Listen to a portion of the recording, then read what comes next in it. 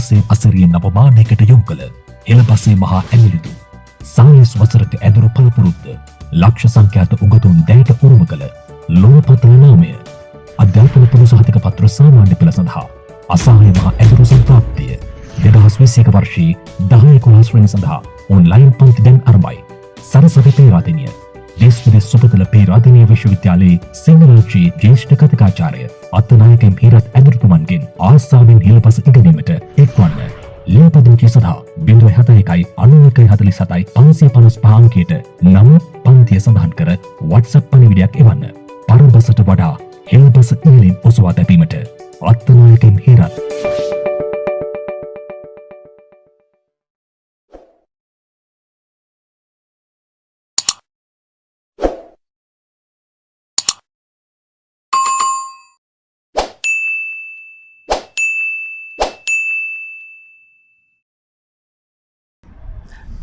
අයිබෝවන් හැමෝටම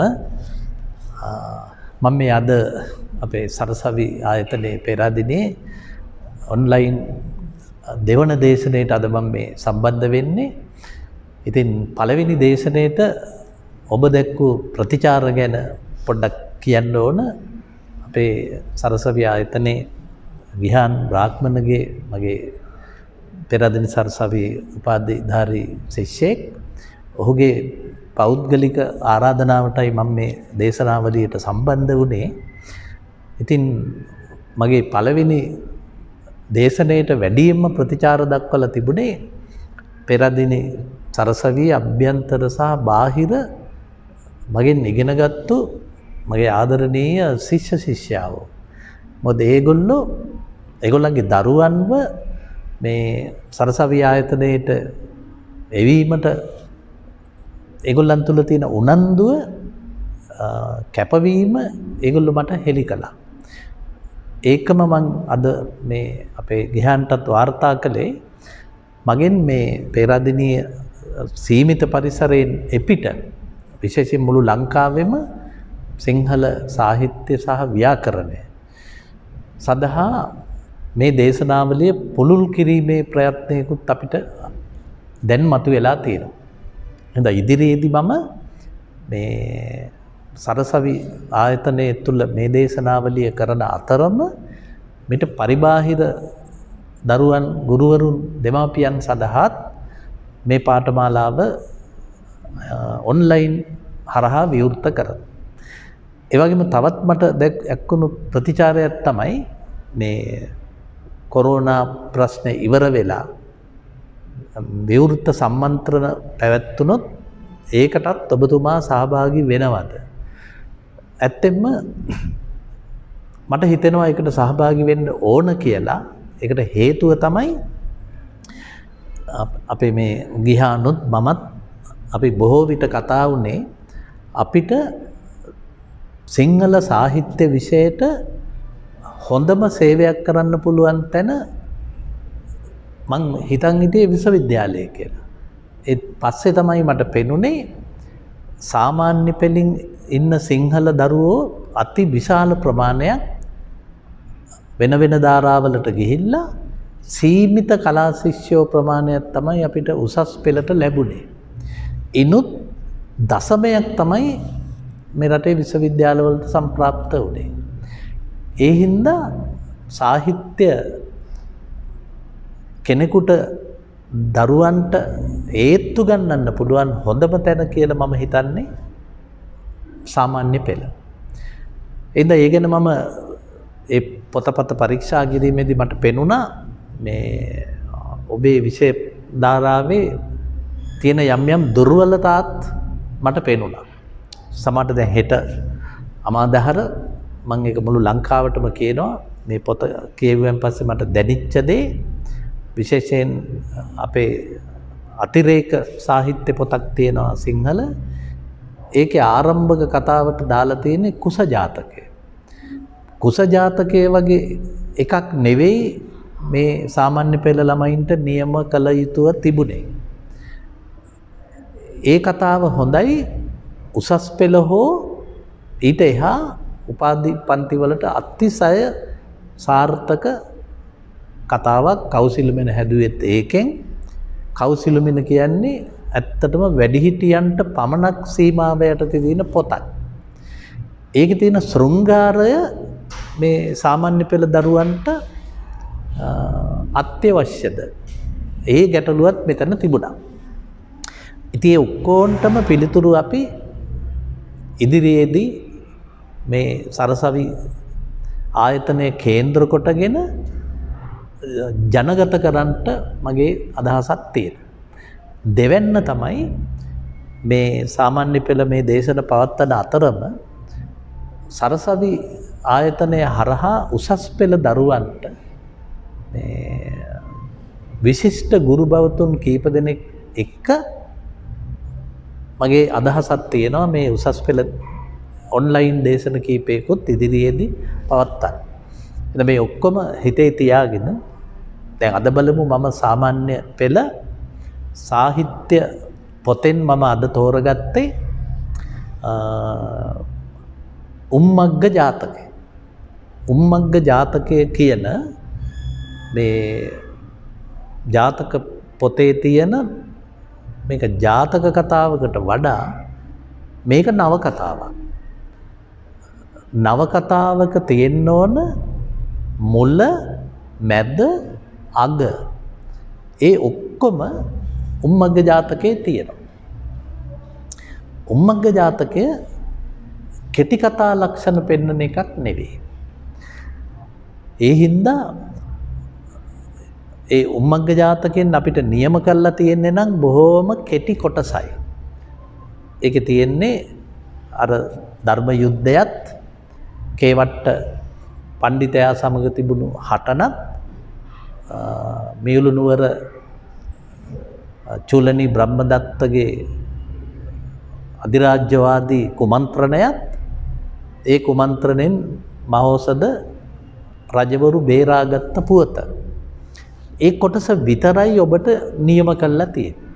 මම දැක්ක මේ පොතේ හැඳින්වීමම කියලා තියෙනවා මේ පෙළ පොත්වලින් ගන්නා මේ පුංචි දේවල් අපේ දරුවන්ට කියලා දෙන්න අධ්‍යාපන අමාත්‍යාංශයේ තීරණය කළේ ඒ මුළු පොතම කියවීම සඳහා අපේ දරුවන්ගේ රුචිය වර්ධනය කරන්න. එහෙම නැතුව ඔබ හිතනවා නම් මේ පෙළ පොතේ තියෙන ඔය ගිරා කුමන්ත්‍රණයත් කේවට්ට පණ්ඩිතයාගේ කතන්දරයත් විතරයි උම්මග්ග ජාතකය කියලා ඔබ අන්තිමට සාමාන්‍ය පෙළින් ගෙදර යන්නේ ඒ ටික විතරක් නම් කියවලා ඒක නෙවෙයි සිංහල සාහිත්‍යය ඉගෙන ගන්නවා කියලා කියන්නේ. ඉතින් මම අද මේ වෑයම් කරන්නේ මේ මහා උම්මග්ග ජාතකය පිළිබඳ සරල හැඳින්වීමක් මම මේ කියන දේ අහගෙන ඉන්න අපේ ආදරණීය ගුරුවරුන්ටත් ගුරුවරියන්ටත් දෙමව්පියන්ටත් අපේ දූල පුතාලටත් අඟවන්න. මේ උම්මග්ග ජාතකයේ මං කිව්ව පුතේ නවකතාවක් කියලා. දැන් මේ උම්මග්ග ජාතකේ අපිට નિયમિત තැනට එන්න කලින් මේ මහා උමන්දාවේ සිරිවඩ්ඩන කියන සිටුතුමාගේ ගෙදර තමයි මහෝෂධ උපදින්නේ. ඔහු ගොවියා පුතෙක්. කුලේ විදියට ගත්තොත් ගොවි කුලේ.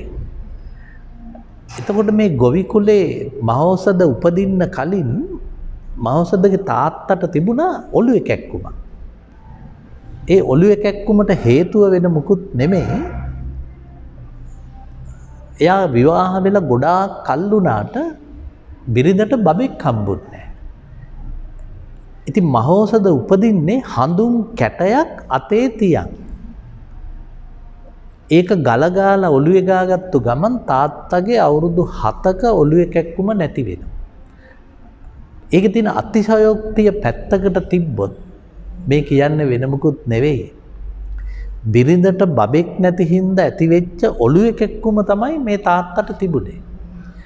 එතකොට මේ මහා ඖෂධ කියන වචනේ අපේ මේ පඬිතුමාට වැටෙන්නේ ඔහු තාත්තට බෙහෙතක් වුණා. එහෙම නැතුව අපේ දරුවවත් කවුරුත් හිතන්න එපා මහෞෂධ ඉපදෙනකොට අතේ හඳුන් කැටයක් අරගෙන ආවා කියලා. ඒක හඳුන් කැටයක් නෙවෙයි. හඳුන් කැටේ කියලා කියන්නේ මහෞෂධ පඬිතුමාමයි. ඊට පස්සේ මේ පොතේ මහෞෂධගේ අවුරුදු 7 වෙන්න කලින් හරි අපූර්ව තොරතුරු ටිකක් තියෙනවා. මේ පුංචි පුතාලා කවදා හරි දූලා උම්මග්ග ජාතකයේ කියවන්න පොළඹවන්න. දැන් මම අද ඒක තමයි පුතාලට අඟවන්න හදන්නේ පළවෙනි දවසේ මේ සාහිත්‍ය පොතේ. මේකේ මුලින්ම තියෙනවා පුතේ මේ මහෞෂධ කුමාරයා තමන්ගේ යාළුවොත් එක්ක එලිමහනේ සෙල්ලම් කර කර ඉන්නවා. එහෙම සෙල්ලම් කර කර ඉන්නකොට වර්ෂාවක් එනවා. ආවම මේගොල්ලෝ බස්සට බයේ දුවනවා, পায় පැටලිලා වැටෙනවා. මේ යාළු මිත්‍රයන්ට තුවාලත් වෙනවා. ඔය සිදුවීම් ඔක්කොම වෙනකොට මේ පුංචි පුතා මහෞෂධ තීරණය කරනවා අපි වැටුනේ ඇයි? වැටුනේ වහලක් නැති හින්දා. ඊට පස්සේ මෙයා තමාගේ වයසේ ඉන්න යාළුවන්ට කියනවා හැම කෙනෙක්ම මෙන්න මේ ප්‍රමාණය මුදලක් ගේන්න ඕන. ඔක්කොම ගේනවා. ඊට පස්සේ මෙයා ඒගොල්ලන්ගේ තාත්තලා අම්මලාට දැනුම් දෙනවා. ඒගොල්ලොත් එනවා. ඊට පස්සේ මහෞෂධ ඔය බිම ඉරි ඇඳලා අත්තිවාරම හරිගස්සන්න එන අයට එන්න කියලා රැහන් ලනු අදින අයට එන්න කියලා රැහන් අදිනවා. මෙයා හදන්න යන්නේ පුතේ දැවැන්ත ශාලාවක්. ඒ දැවැන්ත ශාලාව හදන්නේ මෙයා ශ්‍රම දාන්නේ. ඒකට එකතු කරගන්නේ ලෝකේ වැව් හැදුවේ අපි රටවල් වලට සල්ලි දීලා නෙමෙයි. ඒ හින්දා සීගිරිය හදන්න 7-5ක් ණය උනේ නෑ ලංකාවේ අපි. මහා පරාක්‍රම සමුද්‍රය අද හැදුවා නම් කෝටි කීයක් අපි චීනට ණය වෙයිද? ඒ හින්දා මහෞෂධ පාවිච්චි කළේ ශ්‍රම දානය. ඒ ශ්‍රම දානෙන් මෙයා හදපු දේ මොකද්ද දන්නවද පුතේ? මෙයා හදලා ඉවර වෙච්ච ශාලාව තමයි ලෝකේ පළවෙනි සුපර් මාකට් එක. සුපර් මාකට් කියන සංකල්පය ලෝකේ තියෙන පළවෙනි පොත තමයි පුතේ උම්මග්ග ජාතකය. ඔබ මේ පොතේ මහ පොත හොයාගෙන කියවන්න. ඒ මහ පොතේ තියෙනවා මේ දරුවා හදපු දැවැන්ත ශාලාව ඇතුලේ ගැබිනි අම්මලට නේවාසිකාගාරයක් තියෙනවා.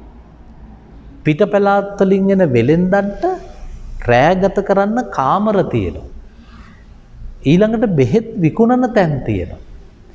ඒක ඇතුලේ අධිකරණ ශාලාවක් තියෙනවා. සෙල්ලම් පිට්ටනියක් තියෙනවා. ඇත්තටම ලංකාවේ මෙච්චර ලොකු සුපර් මාකට් එකක් තාම නැහැ. ඔබ දවසක සෞදි අරාබිය හෝ විශේෂයෙන්ම ඔය ඩුබායි වැනි දැඩි අවුවක් තියෙන රටකට ගියොත් ගියාය මේ මගේ කතාව අහගෙන ඇති මේ කියන අඩුතරමින් මහ නුවරම ආවරණය වෙන ප්‍රදේශයක් තරම් ලොකු සුපර් මාකට් අද එහෙ තියෙනවා. අවුව වැඩි හින්දා ඕන තරම් ඒ අධිසීත කරන තත්ත්වයේ තියෙන ඒක ඇතුලේ සැරිසරන්න පුළුවන්. ඒ සංකල්ප ඉස්සෙල්ලම තිබ්බේ පුතේ මේ මහෞෂධ කුමාරයාගේ ඔලු ගෙඩිය අස්සේ. මම මගේ කතාව අහගෙන ඉන්න මේ වැඩිහිටියන්ට දෙමව්පියන්ට දරුවන්ට කියනවා පුතේ මෙහෙම දෙයක්. ඒ තමයි මේ මහෞෂධ කුමාරයා දුර්ලභ තරුණයෙක්. ළමයෙක්. දුර්ලභ ළමයෙක්. ලෝකයේ මහෞෂධල වගේ අය උපදින්නේ සාමාන්‍යයෙන් කෝටියකට එක්කෙනයි.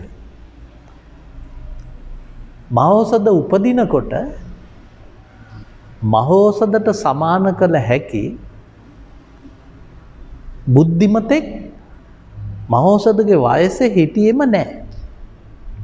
හැබැයි පුතේ මං දැන් ඉන්නේ 2020 නේ දෙසැම්බර් මාසේ. අද 28 මම මේ කතාව කරන වෙලාව තව ටික දවසකින් 2021 උදා වෙනවා. හැබැයි පුතේ මම මෙහෙම කියනවා. අද ලංකාවේ හැම ළමයෙක්ම පුතේ මහෝසද කුමාරයෙක්. ඉස්සර ලක්ෂයකට කෝටියකට එකෙක් උපදින මහෝසදලා දැන් මගේ කතාව අහගෙන ඉන්න දෙමව්පියන්ට hina යනවා ඇති. ඔබේ ළමයා දඟනම් දඩබ්බරනම් ඇට්ටරනම් කියන දේ අහන්න නැත්තම් බොරුත් කියනවනම් ඒ කියන්නේ දෙමව්පියනි එයා හොඳ ළමේ. මේ බොරු කියන්නේ පුතේ අර මුසාවාද කියන වචනේ නෙවෙයි. බොරු කියන්නේ පුතේ නිර්මාණවලට. අති දක්ෂ ඉංජිනේරුවා, අති දක්ෂ වෛද්‍යවරයා, අති දක්ෂ නාට්‍ය චිත්‍රපට කලාකරුවා පොඩි කාලේ දක්ෂ බොරු කියන්නේ. සියලුම නවකතා පුතේ බොරු. අන්න එහෙම බොරුකාරයෝ ගොඩක් දැන් හැම ගෙදරකම ඉන්නවා. එහෙනම් මම නම් කියන්නේ උම්මග්ග ජාතකයේ පුතේ මහෝසදලා එකයි හිටියේ. අද පුතේ ලංකාවේ ලෝකයේ හැම ගෙදරකම ඉන්නේ මහෝසද වගේ පණ්ඩිතයෝ. එහෙනම් අපිට ආඩම්බරයි මම ඔබට ඔන්න අඳුන්නලා දෙනවා. මහෝසද ඇට්ටරේ හිතුවක්කාරේ.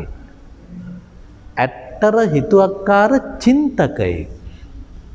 එහෙනම් පුතේ ඔබට මේ උමන්දාවේ ඉස්සෙල්ලම හම්බ වෙන මහෝසද ඔබට සමාන බව මතක තියාගන්න. ඉතින් දැන් ඇන්දනේ පුතේ මෙයා ශාලාවක් අන්දලා ඒකේ නඩුකාරයා උනේ එයාමයි. ගැබිනි අම්මලට නේවාසිකාගාර තිබ්බා. පිටින් එන වෙලෙන්දන්ට කාමර තිබ්බා. බඩු ගන්න අයට සල්පිලකුත් තිබ්බා. ඒ ඔක්කොම හදපු මේකේ අධිකරණ ශාලාවේ නඩුකාරයා උනේ මහෞෂධමයි. ඉතින් පුතේ මේ මහෞෂධ විසඳපු ප්‍රශ්න කීපයක් මම ඔබට කියන්නම්. තාම මහෞෂධට වයස අවුරුදු 7යි. දවසක් මහෞෂධ දැක්කා ළමෙක් කුට ප්‍රශ්නයක් වෙලා. මොකද ඒ ළමයා ඇවිදගෙන යනකොට එයා මස් ටිකක් කඩේකින් අරගෙන ගෙදෙට්ට යන වෙලාවේ අහසින් යන උකුස්සෙක් ඇවිල්ලා අර මස් කැටි අරන් පියාඹනවා. ළමයා උඩ බල අප්පුඩි ගහ කෑ ගහ උකුස්ස පස්සේ දුවනවා. අන්තිමට ළමයා බිම ඇදගෙන වැටෙනවා. මහෞෂධ එළියට ගිහිල්ලා කියනවා මේ උඹට මස් කැටිය ගන්න ඕනද? ළමයා කියනවා ඔව්. එහෙමනම් උඩ බලන් දුවන්න එපා. උඹ බිම බලාගෙන දුවපන්. එහෙම දුවගෙන ගිහිල්ලා උකුස්සගේ හෙවණැල්ල පාගන්න. පාගලා එතන ඉඳන් අප්පුඩියක් ගහන්න. එතකොටම මස් කෑල්ල උකුස්සා බිමට දාන්න. කුමාරයා කියනවා දුවලා ගිහිල්ලා කරන්න කියලා. පොඩි කොල්ලා දුවගෙන යනවා. කොල්ලා උඩ බලන්නේ නැහැ. ඒ හින්දා ගස්වල හැප්පෙන්නේ නැහැ. වලවල් වල හැප්පෙන්නේ නැහැ. කොල්ලා යන්නේ බිම බලාගෙනනේ. මෙන්න ටිකක් දුර ගියාම හරියටම හෙවණැල්ල පාගලා අප්පුඩි 3 ගහනකොට උකුස්සා මස් කෑල්ල අතාරින. ළමයා වැටෙන මස් කෑල්ල පොළවට යා නොදී රැකගන්න. පුතේ මොකද්ද මේ මහෞෂධගේ ඥානය කියලා හිතන්න. මේකේ ඥානය තමයි පුතේ අපි මෙහෙම අප්පුඩියක් ගහනකොට ඒකේ ශබ්ද යන්නේ පුතේ උඩට. අපි මෙහෙම අප්පුඩියක් ගහනකොට අර ඉස්සරහට යන වේගයයි උඩට යන වේගයයි බලනකොට ශබ්ද තරංග ඉස්සරහට වඩා දුවන්නේ පුතේ ඉඩ උඩට. ඒ කියන්නේ මහෞෂධගේ භෞතික විද්‍යා ඥානය නෙවෙයිද පුතේ. හෙවණැල්ලක් උඩට ගිහිල්ලා අප්පුඩිය ගහනකොට ඒකේ ශබ්ද තරංග උකුස්සට දැනුණා. අපි මෙහෙම අප්පුඩි ගැහුවට ඈත ඉන්න උකුස්සට දැනුනේ නැහැ. මස් කෑල්ල ගත්තා. ඔන්න මුවෙන් මුව තුඩෙන් තුඩ රැව් දෙන්න ගත්තා. අවුරුදු 7ක මහා ප්‍රඥයෙක් නඩුකාරයෙක් වෙලා මෙන්න ප්‍රශ්න විසඳනවා කියන. ඒ කියන්නේ පුතේ කොච්චර අපූර්ව චරිතයක්ද මහෝසද. ඕනම පොඩි දරුවෙකුට උම්මග්ග ජාතකයේ කියවලා දෙන්න ඕන වෙන මොකුත් හින්දා නෙවෙයි. ලංකාවේ හැම ගෙදරකම ඉන්න දඩබ්බර ඇට්ටර බොරු කියන හිතුවක්කාර ප්‍රඥයෝ හැම ගෙදරකම ඉන්නවනේ පුතේ. ඒ පුත්තුන්ට අපි ධෛර්යය දෙන්න ඕන. උඹ මහෝසද කෙනෙක්. උඹට මහෝසදෙක් වෙන්න පුළුවන්. ඔය ඥානය තමයි මහෝසදට තිබුණේ. ඊළඟට පුතේ ඔය පළවෙනි ගැටලුව මිනිස්සු අතර පැතිරෙනකොටම තවත් සිද්ධියක් වෙනවා. එක මිනිහෙක් ඈත පළාතකට ගිහිල්ලා හරක් ජෝඩුවක් ගොන් ගෙයක් කියලා මේකට පොතේ තියෙන්නේ. මේ දෙන්නෙක් අරගෙන එනවා සීසාන වැඩවලට. ගෙනල්ලා මේ ගොනාට කණ්ඩ බොණ්ඩ දීලා ඌව තියාගෙන ඉන්නවා. ඔය අතර මේ ගොන් ජෝඩුව ඉඳිද්දි පිටස්තරේ කැවිල්ලා මේ ගොන්නු දෙන්න පැහැර ගන්න. මහෝසද නඩු ශාලාවේ ඉන්නකොට එයාගේ අධිකරණ ශාලාවේ මේ පැමිණිල්ල එයාට ලැබෙනවා. ඊට පස්සේ මෙයා එකෙක් කියනවා ගොන් බාන ගොන්ගේ මගේ, මෙයා කියනවා ගොන්ගේ මගේ.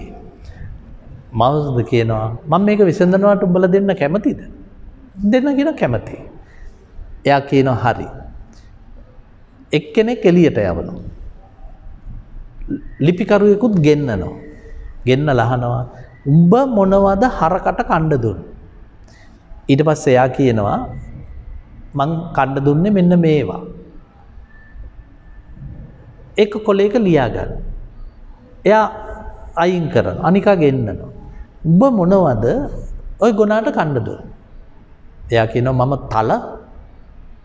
තලයි ඒ වගේම හදපු තව දීරේකුයි මම බොණ්ඩ දුන්නේ. ඒකට ලියා ගන්න. ලියාගෙන මෙයා මහෝසද ඒ නගරේ ඉන්නවා ඖෂධ වේදියෙක්.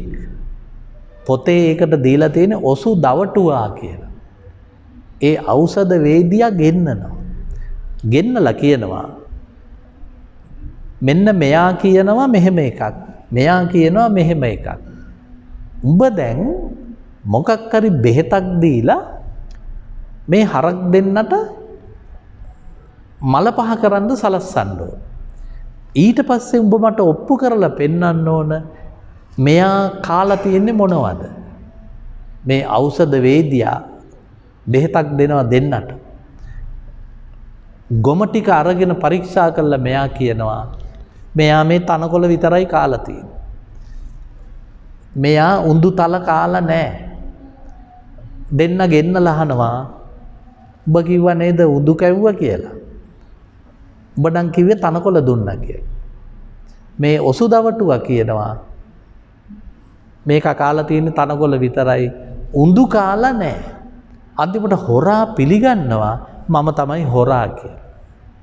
ඇත්තටම නඩුවකදී වැදගත්ම දේ තමයි දඬුවම නියම වෙච්ච එක්කෙනා දඬුවම පිළිගන්න ඕන.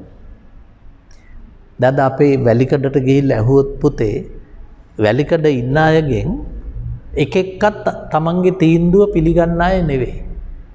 සමහර අය කියනවා පොලිසියෙන් අපිව ගංජා අතට දීලා බලෙන් ඇල්ලුවා. ඒක අපරාධයක්. අපි කෙනෙක් හිරේ දාන්න ඕන. ඇත්තටම සිරකරුවටත් දන්නන්න ඕන මම තමයි හොරා. මේකට මොකද්ද පුතේ අපි කියන්නේ? මේ 2020 අපි මේකට කියන්නේ අපේ තියෙනවා මගේ පුතාලා කියවලා ඇති නේද ෂර්ලොක් හෝම්ස් ගැන. ෂර්ලොක් හෝම්ස් කියන්නේ පුතේ බටහිර පහළ වෙච්ච අති විශිෂ්ට නවකතාකරුවෙක්ගේ පොතක් ෂර්ලොක් හෝම්ස්. ආතර් සී කොනන් ඩොයිල් මුල් පොතේ කතෘ. එතකොට ඔහුගේ පොතේ තියෙන මේ ෂර්ලොක් හෝම්ස් තමයි උම්මග්ග ජාතකයේ මහෞෂධ පණ්ඩිතයෝ කියන්නේ. ඒ කියන්නේ ෂර්ලොක් හෝම්ස්ට තිබ්බෙත් පුතේ සාක්ෂි පිට දේවල් විභාග කිරීම. මේකෙදි කළෙත් අපේ මහෞෂධ හරකා කාපු දේවල් වමාරවල දෙන්නටම ඔප්පු කරලා පෙන්නවා උඹේ උත්තරේ හරි තනකොළ. උඹේ උත්තරේ වැරදි උඹ හොරා. දෙන්න පිට වෙලා යනවා රටේ මිනිස්සු අතර දනන් තුඩ රැව් දෙනවා. කාටත් එකඟ වෙන නඩුකාරයෙක් මෙන්න ලංකාවට දඹදිවට පහළ වෙලා කියලා. ඕක ටික ටික මිනිස්සු අතර රැව් දෙනවා. ඕක රැව් දෙන අතර උම්මග්ගේ ජාතකේ ඊළඟට ප්‍රශ්නය එන්නේ මාලයක් පිළිබඳ ප්‍රශ්නයක්. මේ මාලය එක්තරා ගෑනු කෙනෙක් එයා පොකුණකට නාන්න ගිහිල්ලා පොකුණේ නාමින් ඉදිද්දි එයාගේ මාලේ රෙදි ගොඩ උඩ තියලා තමයි නාන්න ගියේ. මේ මාලේ හදලා තියෙන්නේ පුතේ නූල් වලින්. ඒ කාලේ තිබුණු නූල් වලින් හදන මාල විශේෂයක්. අද වගේ ඔය ලාබෙට ගන්න වෙන දේවල් තිබුණේ නැහැ, ප්ලාස්ටික් හෝ වෙනත් දේවල්. මේ මාලේ රෙදි ගොඩ උඩ තියලා මෙයා නානකොට වෙන ගෑණියෙක් කොතෙන්ට එනවා. එයා අහනවා මේ මාලේ මං ටිකක් දාගත්තට කමක් නැද්ද අක්කේ කියලා. අරගෙන නංගි දාගන්න. මාලේ දාගන්න. දාගෙන මෙයා එක පාරටම දුවනවා. නනා හිටපු ගෑණි දුවනවා මාලේ ඉල්ලන්න.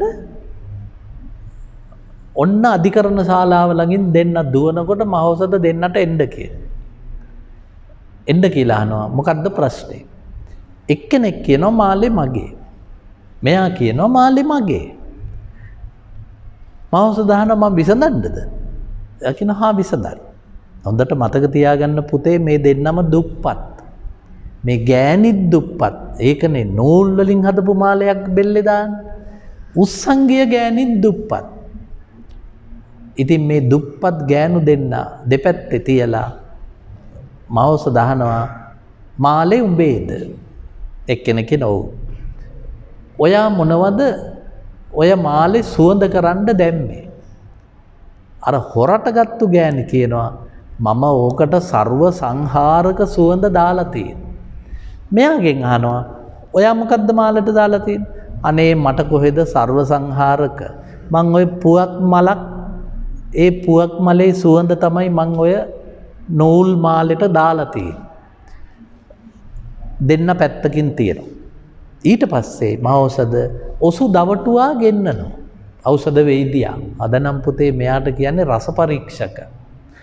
ගෙනල්ලා කියනවා මෙන්න මාල දෙක මාලේ ඔබතුමා ගිහිල්ලා මේ මාල දෙකේ තියෙන්නේ මොන සුවඳද කියලා මට වාර්තා කරන්න.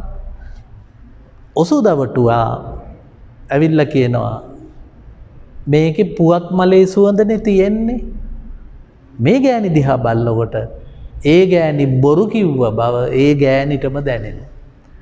අන්තිමට මාලේ ලැබෙනවා. අර තියෙන්නේ පුතේ දෙයක් වේනම් සුදුස්සාටම අයිති විය යුතු.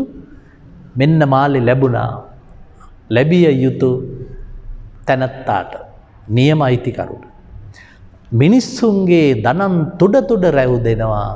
අවුරුදු 7 ප්‍රඥයෙක් පහළ වෙලා නඩු විසඳනවා. විත්තිකාරයටත් දැනෙනවා මම තමයි හොරා. ඒ කියන්නේ පුතේ නඩු විසඳන්න ඕන පැමිණිලිකාරයාගේ තෘප්තියට නෙවෙයි. විත්තිකාරයට සතුටක් ඇති වෙන්න ඕන. ඇත්ත මම හොරකමක් කළා මාව අහු වුණා.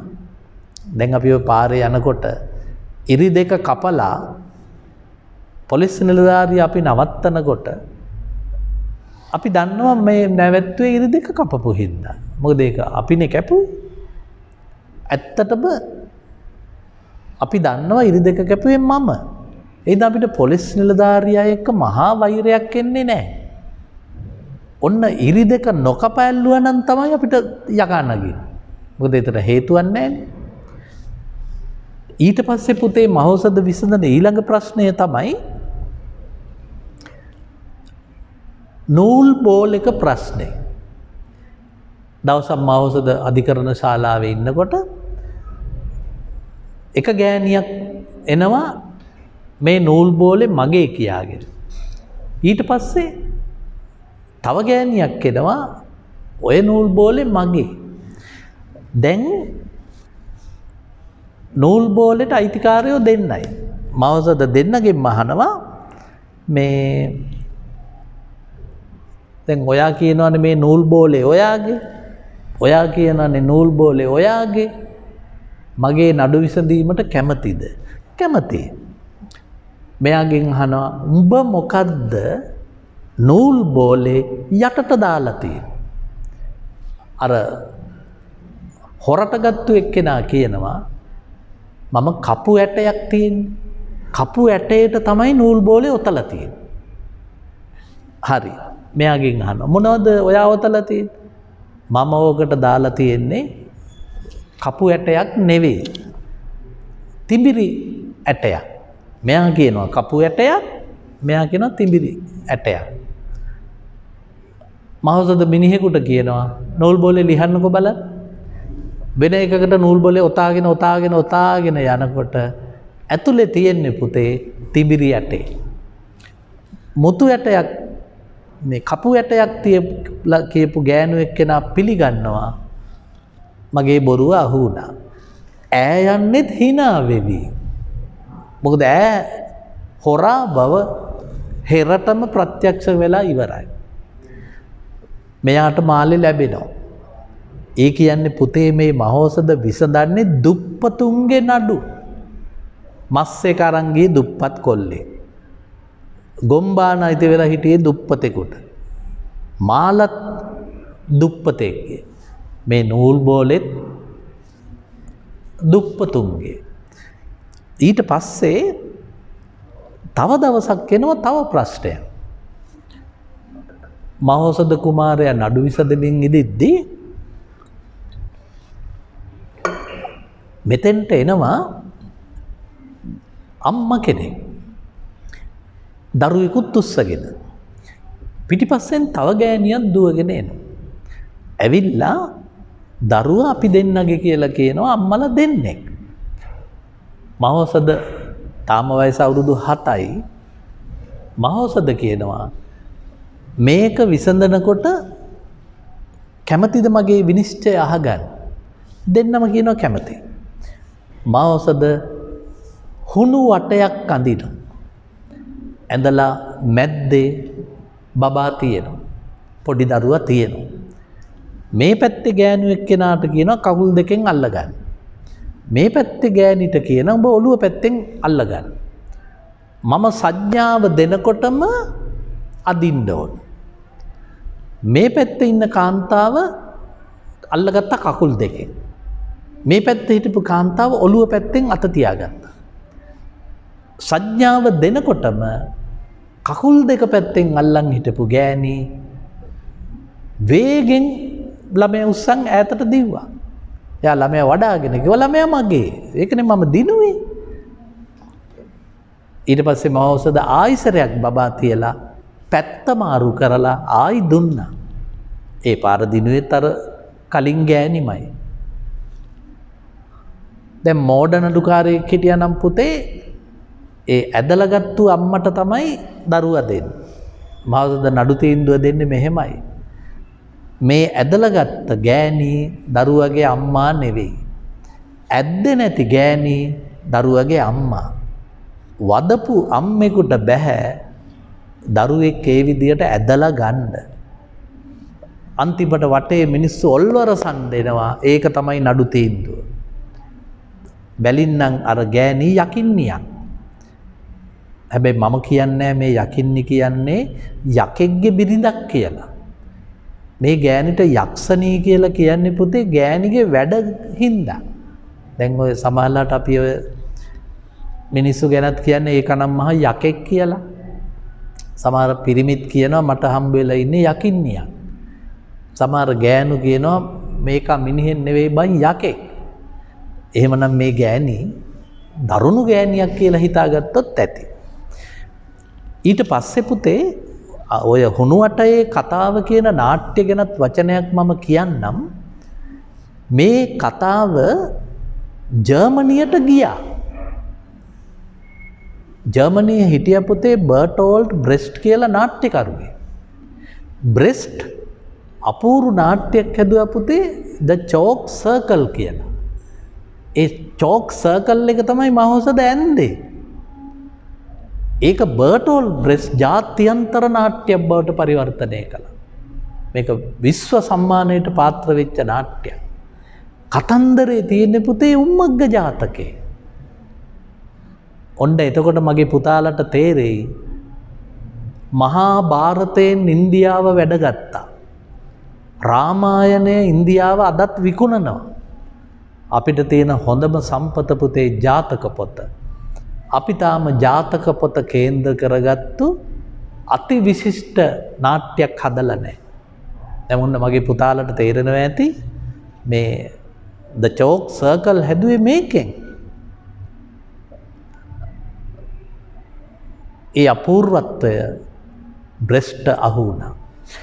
ඊළඟට පුතේ මහෞෂධ විසඳන තව ප්‍රශ්නයක් තියෙනවද බලමු. ඒ ප්‍රශ්නේ තමයි එක දවසක් මහෞෂධ ළඟට එනවා ලස්සන කාන්තාවකුයි ලස්සන පිරිමියෙකුයි කොට මිනිහෙකුයි. කොට මිනිහා කියනවා මේ මගේ ගෑණි.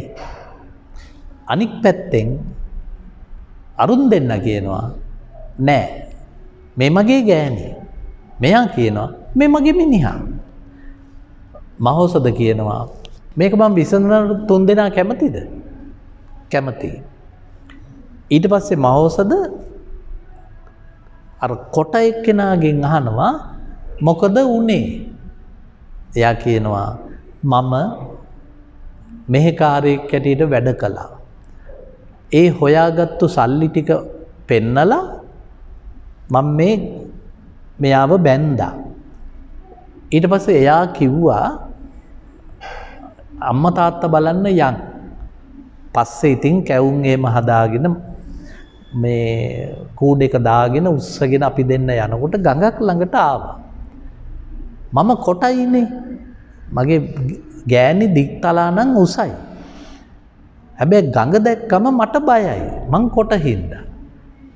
මම ටිකක් බයෙන් ගඟ දිහා බල වතුර පාගලා ආයි එනවා වතුර පාගනවා. එතකොට මෙන්න මේ උස මිනිහා ආවා. එයා කිව්වා මේ ගඟ එච්චර දරුණු නෑ අපි වගේ උස ආයට. අනික මේකේ ඉන්න කිඹුල්ලුත් අපේ යාළුවෝ. අපි මේ එකට උදේ හවා යන අය අඳුරනවා අපි. ඕනනම් මම මේ ගෑනු ළමයා ඊතර තියන්නම්.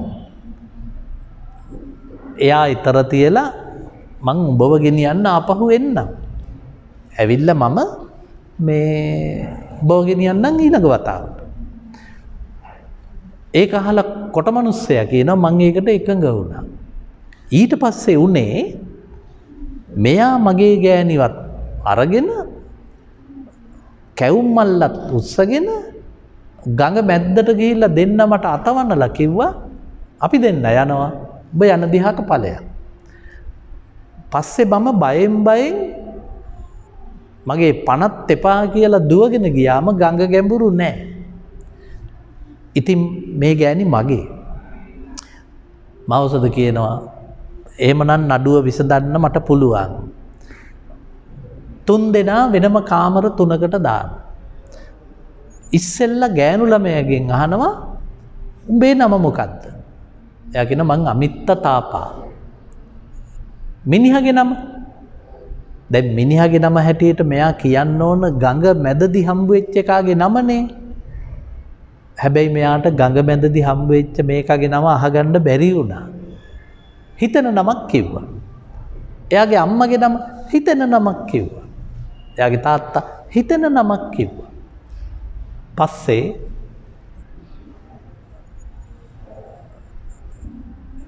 එයාගේ තොරතුරු ටික ගත්තා. උඹ මම දික්තල. මම දිප්පිටියා.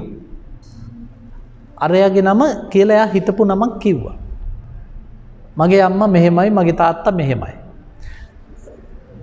කාලගෝලව ගෙන්නවා. උඹේ නම කාලගෝල. උඹේ ගෑණිගේ නම දික්තලා. දික්තලාගේ අම්මගේ නම ඉතින් කාලගෝලයව දන්නවනේ හරියට කිව්වා. දික්තලා ගෙන්නවා. උඹේ නම දික්තලා. අම්මගේ නම තාත්තගේ නම. උඹේ මිනිහගේ නම. එතකොට තමයි දෙලවරත් උනේ මේ ගෑණිට හම්බුණාට නම අහගන්න බැරි වුණා. මේක කොයි වගේ වැඩක්ද දන්නවද පුතේ? ගඟ මැද ප්‍රේමය. ගඟ ඔහේ ගලනවා. ඒ ගලන ගඟක් උඩ තමයි පුතේ දෙන්නෙක් පෙම් කළා තියෙන්නේ. මේක හරියට අද රටේට ගැලපෙනවා නම් මොකද්ද දන්නවද පුතේ උපමාව? අපේ Facebook ප්‍රේමය කියලා එකක් තියෙන්නේ. අපේ Facebook ප්‍රේමය පුතේ සමහර විට අපි කතා කරගෙන ඉන්න ගෑනු ළමයාගේ නම අපි දන්නේ නැහැ. එයා දන්නෙත් නැහැ මං ගෑණියෙක්ද මිනිහෙක්ද කියලා. මොකද Facebook එකේ ඕන තරම් ගෑනු විදියට පිරිමිත් ඉන්නේ. ඒ විපතම තමයි දික්තලට දිප්පිටියට උනේ. අවසානයේදී කොළ ටික එකතු කරලා බලනකොට මාවසද කියනවා මේ කාලගෝලයා බැඳපු දික්තල තමයි මෙයා. මේ දිප්පිටියාගේ නම මේ දික්තල දන්නේ නැහැ. ඒ අනුව මෙතන හොරා දිප්පිටියා බැඳපු දෙන්න නම් මේ දෙන්න තමයි. එහෙම කියලා නඩුව විසඳනවා මහෝසද. හැබැයි පුතේ මේ කතාවේදී මහෝසද බලහත්කාරයෙන් දිප්පිටියා එලවනවා මිසක් කසාද බැන්දෙව්වේ නැහැ උඹලා දෙන්නම ඉඳපන් කියලා. ඒක උඹලගේ කැමැත්තක් කියලා මහෝසද නඩුව අයින් කළා. මේක අද ලංකාවේ තියෙන ඉතින් අතිශය ජනප්‍රිය කතාවක් තමයි මේ කාලගෝල කතා පුවත. ඊට පස්සේ පුතේ මහෝසදගේ කීර්තිය වැඩෙන්න ගත්තා. රට පුරාම. දැන් මේ පළාතේ රජ්ජුරුව තමයි පුතේ වේදේහ රජ්ජුරුව. මේ වේදේහ රජ්ජුරුවන්ට ආරංචි ලැබෙන්න ගත්තා අමුතු පුංචි බුද්ධිමතෙක් පහළ වෙලා නඩු විසඳනවා. හැබැයි විසඳන්නේ දුප්පත් මිනිසුන්ගේ නඩු. අර නූල් බෝලේ නඩුව, නූල් මාලේ නඩුව, ඊළඟට කාලගෝලගේ නඩුව, එකම දරුවට බෙදා ගන්න හදපු අම්මලා දෙන්නගේ නඩුව. දැන් මිනිස්සු පුතේ නඩුව අහන්න මියුළු නුවරට එන්නේ නැහැ. දැන් ඔක්කොම නඩු විසඳන්නේ මේ ගමේ මහෝසද. එතකොට වේදේහ රජුරුවක් කලබල වුණා පුතේ. මොකද හේතුව එතකොට මියුළු නුවරට මේ පළාතෙන් ආදායම් බදු ලැබෙන්නේ නැහැ. මේ පළාතේ අය හෙට අනිද්දා වේදේහට එරෙහිව මහෝසද රජා කළොත් මොකද වෙන්නේ? ඒ හින්දා පුදුම දේශපාලන බීතිකාවක් ඇති වෙනවා වේදේහට. නැතුව පුතේ වේදේහ රජුරුව මේ මහෝසදව ගෙන්නන්නේ මහෝසදට නඩු අහන්න පුළුවන් හින්දා නෙවෙයි. එයා ගෙන්නන්නේ මහෝසදගේ කීර්තිය පැතිරෙනකොට වේදේහගේ දේශපාලන ආධිපත්‍යයට ඒක බරපතල තර්ජනයක්. ඒ හින්දා වේදේහ රජුරුව එයාගේ ඉන්න සේනක, පුක්කුස, කාවින්ද, දේවින්ද කියන 4 දෙනාට කියනවා මේ අමුතු බුද්ධිමතෙක් පහළ වෙලානේ. අපිට බැරිද ඔය බුද්ධිමතා ගෙනල්ලා ඇමති මණ්ඩලයට පත් කරගන්න. එතකොට ඇමති මණ්ඩලේ 5ක් වෙනවා. අර 4 දෙනා කියනවා ඕන නෑ. අනික ඕකා ගොවි කුලයකෙක්නේ. මේ අපි බ්‍රාහ්මණයෝනේ. මේ අපි තමයි ලියාපදිංචි වෙලා ඉන්නේ ඇමතිවරු හැටියට. ඉතින් ඔබතුමා කලබල වෙන්න එපා. හැබැයි වේදේහ කලබල වෙනවා පුතේ. මොකද ආණ්ඩුව නැති වෙන්නේ සේනකගේ ආණ්ඩුව නෙවෙයි. පුක්කුසගේ ආණ්ඩුවත් නෙවෙයි. කවින්දගේ ආණ්ඩුවත් නෙමෙයි, දේවින්දගේ ආණ්ඩුවත් නෙවෙයි. නැති වෙන්නේ පුතේ වේදේහගේ ආණ්ඩුවනේ. එින්ද මෙයා චූලනී සමා වෙන්න තමාගේ සේනකට කියනවා වේදේහ රජුරු මේ එහෙමනම් අපිට බැරිද අපි ප්‍රශ්න ටිකක් යවමු ওই ගමට. යවලා අපි බලමු මහෝසදේව විසඳනවද නැද්ද? හරි. එහෙමනම් අපි පළවෙනි ප්‍රශ්නේ යවමු කියලා මේගොල්ලෝ ප්‍රශ්නයක් යවනවා මෙහෙට. ඒ පළවෙනි ප්‍රශ්නේ යවන්නේ කිහිරි දණ්ඩේ ප්‍රශ්නය. ඒ කිහිරි දණ්ඩේ ප්‍රශ්නය කියලා යවන්නේ මහෝසදට යවනවා වේදේහ රජුරෝ ලී කෑල්ලක්. මේ මගේ අතක් විතර ලී කෑල්ලක් මෙහෙන් කැපුවා සැස්සා නිකම් පොල්ලු කෑලි දෙකක් වගේ උදළු මිටි දෙකක් වගේ මිට කෑල්ලක් කැව්වා ගමට. යවලා කිව්වා පුළුවන් නම් මේ ලීයේ මුල කොයි පැත්තද අග කොයි පැත්තද කියලා ලකුණක් දාලා එවන්න. මහෝසද hina වෙලා ඕක එව්වේ වේදේහ රජුරුවද? මිනිස්සු කියන ඔව්. දැන් අහුවේ ඕකේ අගයි මුලයි නේද? ගෙනෙන් පොඩි නූල් කෑල්ලක් හරියටම මැද්දෙන් ලූණ ඔතලා මෙහෙම කරලා දාපන් ඕක වතුරට. මිනිස්සු ලී කෑල්ල මෙතන නූල දැම්මා වතුරට ලී කෑල්ල. එතකොට එක පැත්තක් පුතේ මෙහෙම බර වුණා. මහෝසද කිව්වා අන්න ඒකේ ලකුණක් දාන්න. ඒක තමයි ඕකේ මුල කෑල්ල. ඔය බර නැතුව ඉස්සුනේ ඔය ලීයේ අග කෑල්ල. ඊට පස්සේ මහෝසද ඉන්න මිනිස්සුන්ට කියනවා ඕක මහ ලොකු දෙයක් නෙවෙයි. ඕනම ලීයක හයිය පැත්ත තියෙන්නේ යට. උඩ ටික හයිය නැහැ. ඒ හින්දා මේකේ මුල මේ පැත්ත. පුතේ මේ මහෝසදට තිබ්බේ මොන ඥානේද දන්නවද? මේකට අපි කියන්නේ උද්භිද විද්‍යා ඥානය කියලා. ඒ කියන්නේ ලීයක අගමුල හොයන්න ඒ ලීය හරි මැදින් නූලක් දාලා වතුරට දැම්මම බර වෙන්නේ මුල පැත්ත. ඒ කියන්නේ අද අපි මේ භෞතික විද්‍යා, උද්භිද විද්‍යා, ජීව විද්‍යා කියන ඥානය මේ පුංචි අවුරුදු 7 කොල්ලට පොඩි කාලෙම පිහිටැව්වා. මම ඔන්න මේ කතාව පටන් ගන්නකොට මම මගේ පුතාලට කිව්වා, මගේ දූලටත් කිව්වා, අද පුතේ හැම ගෙදරකම ඉන්නේ මහෝසද පණ්ඩිතේ. ඉස්සර මහෝසද පණ්ඩිතයා හිටියේ පුතේ ජාතක පොතේ විතරයි. ඒ හින්දා අද තරම් මහෝසද කතාව තේරෙන යුගයක් ලංකාවේ නැහැ. ඕනම අම්මෙක් කියනවා මගේ පුතා දඟයි. මගේ පුතා බොරු කියනවා. මගේ පුතාට එක විදියකට ඉන්න බෑ. මගේ පුතා නිතරම ඕපදූප හොයනවා. ඒ කියන්නේ පුතේ ඒවා සුදුසුකම්. චින්තකයෙක් කියන්නේ පුතේ ගේ අස්සේ හිර වෙන එකෙක් නෙවෙයි. මහෝසද ගේ අස්සේ හිර වුණේ නැහැ. අද හැම ගෙදරකම මහෝසදයෝ, එදා නම් මහෝසදයෝ හිටියේ ජාතක පොතේ විතරයි. ඊට පස්සේ වේදේහ තීරණය කරනවා ලීය හරි පැත්තම ලියලා එව්වනේ. ඊට පස්සේ මෙයා යවනවා තව එකක්. ඒ තමයි හිස් කබලක් යවනවා පුතේ යවමැදුම් ගමට. පණිවිඩයක් යවනවා වේදේහ මේ ඔලු ගෙඩිය ගෑනු ඔලු ගෙඩියක්ද පිරිමි ඔලු ගෙඩියක්ද?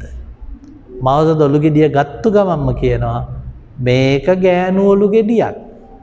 මිනිස්සු කියනවා ඒ කොහොමද? මහෝසද කියනවා පිරිමි ඔලු ගෙඩියක හිස් කබලේ ඇට ටික හරි කෙලින් කිව්ව පෑහෙත්. මෙන්න මේ විදියට පෑහෙත්. මොකද අපේ ඔලු ගෙඩියේ තියෙන්නේ තනිකර රවුම් ඔලු කට්ටක් නෙමෙයි, කෑලි ගොඩක එකතුවක්. පිරිමි ඔළුව මෙන්න මෙහෙම පෑහෙන. මහෞෂධ කියනවා ගෑනු ඔළුව පෑහෙන්නේ පුතේ මෙහෙම නෙවෙයි ඇදට. ඇදට. මෙහෙම නෙවෙයි ඇදට. එයින්ද මේක ගෑනු ඔළුව. පණිවිඩේ යවනවා වේදේහට. පුතේ මොකද්ද මේ මහෞෂධගේ දැනුම? මේකට කියන්නේ පුතේ අද අධිකරණ වෛද්‍ය විද්‍යාව. අද පුතේ අපි හිතමුකෝ අපිට මිනි ඇටකටු ටිකක් හම්බුණා කියලා වලක තිබිලා. ඒ මිනි ඇටකටු ටික පුතේ ඒ මිනි ඇටේට පුළුවන් අද සාක්ෂි දෙන්න. මේ අපි ඉන්න පේරාදෙනියෙත් ඉන්නවා අධිකරණ වෛද්‍යවරයෙක්. ඒ අධිකරණ වෛද්‍යවරයාට ඇට කෑල්ලක් දුන්නම කියන්න පුළුවන් ගෑණියෙක්ගේ ඇටයක්ද පිරිමියෙක්ගේද? ඒ කියන්නේ මේ අවුරුදු 7 කොල්ලා උද්භිද විද්‍යාව දන්න. ජීව විද්‍යාව දන්න. අධිකරණ වෛද්‍ය විද්‍යාව දන්න. ඒක පුතේ අධිකරණ වෛද්‍ය විද්‍යාව කියන එක ලෝකෙට අඳුනගත්තේ ඊයේ පෙරේදා. කොටින් කිව්වොත් දැන් මං ඉපදෙන කාලේ අධිකරණ වෛද්‍ය විද්‍යාවක් තිබුණේ නැහැ ලෝකේ. ඒ දැනුම තිබුණනේ පුතේ ඇට කෑල්ලෙන් ගෑනිද පිරිමිද කියලා හොයන්න. ඒ අනුව ඔබට පේනම ඇති මහෞෂධ සතු මේ දැනුම කොච්චර ගැඹුරු දැනුමක්ද කියලා. ඊට පස්සෙන්ද මහෞෂධ තව ප්‍රශ්නයක් එවනවා යවමැදුම් ගමට. ඒක මොකද්ද දන්නවද පුතේ? ඊළඟට එවන්නේ යා සර්පයෙක් එවනවා. එවලා මේ සර්පයා හැපින්නක්ද ණයෙක්ද කියලා හොයලා එවන්න කියලා. ණයා දිහා බලපු ගමන් මෙයා තීරණය කරලා මේක ණයෙක්. මිනිස්සු අහන කොහොමද ඔබතුමා ඔක හරියට කිව්වේ? එයා කියනවා ණයාගේ පෙනය රවුම්. හැපින්නගේ පෙනය රවුම් නෑ. පැත්තකින් කැපුවා වගේ. එහෙනම් මෙයා ණයෙක්. ඒ කියන්නේ පුතේ මහෞෂධ සතු සත්ව විද්‍යා ඥානය. ඒ කියන්නේ පුතේ මහෞෂධ මේ 7 වසරට එනකොට භෞතික විද්‍යාව, උද්භිද විද්‍යාව, ජීව විද්‍යාව, අධිකරණ වෛද්‍ය විද්‍යාව දන්නවා. එයා කියනවා මේ වෙන මුකුත් නෙවෙයි මෙතන තියෙන්නේ හැපින්න. සාමාන්‍ය පුතේ මං හැපින්න කියන වචනේ මෙතන පාවිච්චි කළාට ජාතක පොත ඔය හැපින්න කියන වචනයට පාවිච්චි කළේ දැන් අපේ සිදත් සංගරාවේ තියෙනවා පුතේ ණයා විරුද්ධ වචනේ නැයිනි. දැන් අද අපි ණයාගේ විරුද්ධ වචනෙට කියන්නේ හැපින්නේ. ඒක මේ ණයාගේ පැත්තෙන් ගත්තොත් පුතේ අසාධාරණ තර්කයක්. ඔය හැපින්නේ කියන්නේ පුතේ ණයාගේ බිරිඳට විතරක් නෙවෙයි. දැන් හිතමු ලංකාවේ නිතරම මිනිහට ගහන ගෑණියෙක් ඉන්නවා කියලා. ඉතින් ඒ ගෑණි හැපින්නේ නේ. හැපින්නේ කියන්නේ පුතේ හපනවා කියන එකනේ. හැපින්නේ කියන එකේ විරුද්ධ වචනේ ණයා නෙවෙයි පුතේ හපන්නා. ණයාගේ විරුද්ධ වචනේ නැයිනේ. ඒ කියන්නේ ස්ත්‍රිය. හැපින්නේ කියන්නේ පුතේ ණයාගේ බිරිඳට කරන අගෞරවයක්. මොකද ණයාගේ බිරිඳ හැම එකම හපහප යන්නේ නැහැ පුතේ. එහෙම හපහප යනවනම් රටේ එක මිනිහෙක්වත් ඉතුරු වෙන්නේ හැපින්නේ ඇවිල්ලා ඔක්කොම අපිව දෂ්ට කරලා යයි රැට. ඉතින් මේ ණයාගේ බිරිඳට ඔය මම ඕගොල්ලෝ කියන හින්දායි හැපින්නේ කියලා කිව්වේ. නැත්තම් ණයාගේ බිරිඳගේ නම නැයිනි. නැයිනිගේ පෙනේ තියෙන පැත්තකින් කැපුවා වගේ. ඒ අනුව පුතේ මෞෂධ පඬිතුමා අර ෂර්ලොක් හෝම්ස් වගේ යුක්තිය වෛද්‍ය විද්‍යාව අධිකරණ විද්‍යාව ඒවා දන්න කෙනෙක් මිසක් සක්‍රදේවේන්ද්‍රයා නුවණ දෙන කෙනෙක් නෙවෙයි. හරියට මහෞෂධ කතාව තේරුම් ගත්තොත් පුතේ මගේ කතාව මේ දැන් අහගෙන ඉන්න අම්මලා ඔබේ බොරු කියන පුතාට ගහන එකක් නැහැ. බොරු කියන පුතා පුතේ කවදා හරි නිර්මාණශීලී වෛද්‍යවරයෙක් වෙනවා. බොරු කියන පුතා ඉංජිනේරුවෙක් වෙනවා. බොරු කියන පුතා අති දක්ෂ නවකතාකරුවෙක් වෙනවා. බොරු කියන පුතා අධිදක්ෂ නාට්‍යකරුවෙක් වෙනවා. ඒද මේ හැම ගෙදරකම ඉන්න මහෝසදලා නැවත නැවත බිහි කරගන්න නම් ඔබට නියම කරලා තියෙන උම්මග්ග ජාතකේ මුල ටිකක් කියවන්න ඕන. ඔන්න මම ඔබලට අද નિયમિત කතාවට ආවේ නෑ. මම අද ආවේ මහෝසද කොහොමද ගමේ මිනිස්සුන්ට බුද්ධිය දිදී හිටියේ. අද මම මේ කතාව ඉවර කරන්නේ මෙන්න මෙහෙමයි පුතේ. දැන් මේ ගමෙන් පහළ වෙච්ච ගමේ මිනිස්සුන්ට මිනිපහනක් වෙච්ච මේ අග්‍රගණ්‍ය පඬිතුමාට මොකද කරන්නේ වේදේහ රජුරෝ? වේදේහ රජුරෝ මේ මහා ප්‍රඥාව ඇදලා ගන්නවා නගරෙට. මියුළු නුවරට ඇදලා ගන්න. ඇදලා අරගෙන රාජ්‍ය සේවය පිණිසයි කියන එකේ හිර කරනවා. පුතේ අපි 2020 නේ. දැන් මං හැදුනේ බදුල්ලේ. මං හිටියේ බදුල්ලේ දුප්පත් මිනිස්සු ඉන්න ගමක. මට පුතේ ඉස්කෝලේ දාන්න සපත්තු දෙකක් තිබ්බේ නෑ. මම ඉපදුනේ විශ්වවිද්‍යාලාචාර්යවරයෙක් වෙන්න නෙවෙයි. මං ඉපදුනේ පුතේ බදුල්ලේ පොලේ එළවලු විකුණන්න. ඒ තරම් දුප්පත් පවුලක එදා වේල කන්න නැතුව ඉපදිච්ච පරම්පරාවක මම මෙතනට ආවේ පුතේ අධ්‍යාපනයට පින් සිද්ධ වෙන්න. එතකොට අධ්‍යාපනයට පින් සිද්ධ වෙන්න මම මෙතෙන්ට ආවා. හැබැයි මට වෙච්ච දේ ඔබ දන්නවද? මම ඉන්නේ දැන් පුතේ පේරාදෙණි විශ්වවිද්‍යාලයේ ආසන්නයේ ගෙදරක. මට පුතේ පොඩි කාලේ මං ආප්ප විකුණනකොට ඒ ආප්ප ගත්ත මිනිස්සු තාම ඉන්නේ බදුල්ලේ. මට නිකම් පොත් දුන්න මිනිස්සු ඉන්නේ පුතේ බදුල්ලේ මගේ ගමේ. ඒත් පුතේ මම උගතෙක් වෙලා මාව මේ නගරය මාව පැහැරගත්තා. මට ගම අහිමි වුණා. මේක පුතේ මට විතරක් නෙවෙයි. ලංකාවේ ගම්වලින් පහළ වෙන හැම උගතෙකුටම වෙන්නේ ඒ උගතා නගරය විසින් පැහැරගන්න. දැන් මට හෙට හිතුනොත් පුතේ බදුල්ලට යන්න. බදුල්ලට ගියාම මට හිතෙනවා මට බදුල්ලේ කරන්න වැඩක් නෑනේ. එහෙනම් මම ඊට පස්සෙන්දම නුවරට එනවා. තව මං හොඳයි. තව ගොඩක් අයට වෙලා තියෙන දේ තමයි පුතේ ගමෙනුත් අහිමි වෙලා පේරාදෙණිය නගරෙත් අහිමි වෙලා ඔවුන් නවතින්නේ කොළඹටම ගිහිල්ලා. එහෙනම් මහෝසදට වෙච්ච දේ මොකද්ද දන්නවද පුතේ? දැන් මගේ කතාව අහගෙන ඔබ මේ ගෙදර ඇතුලේ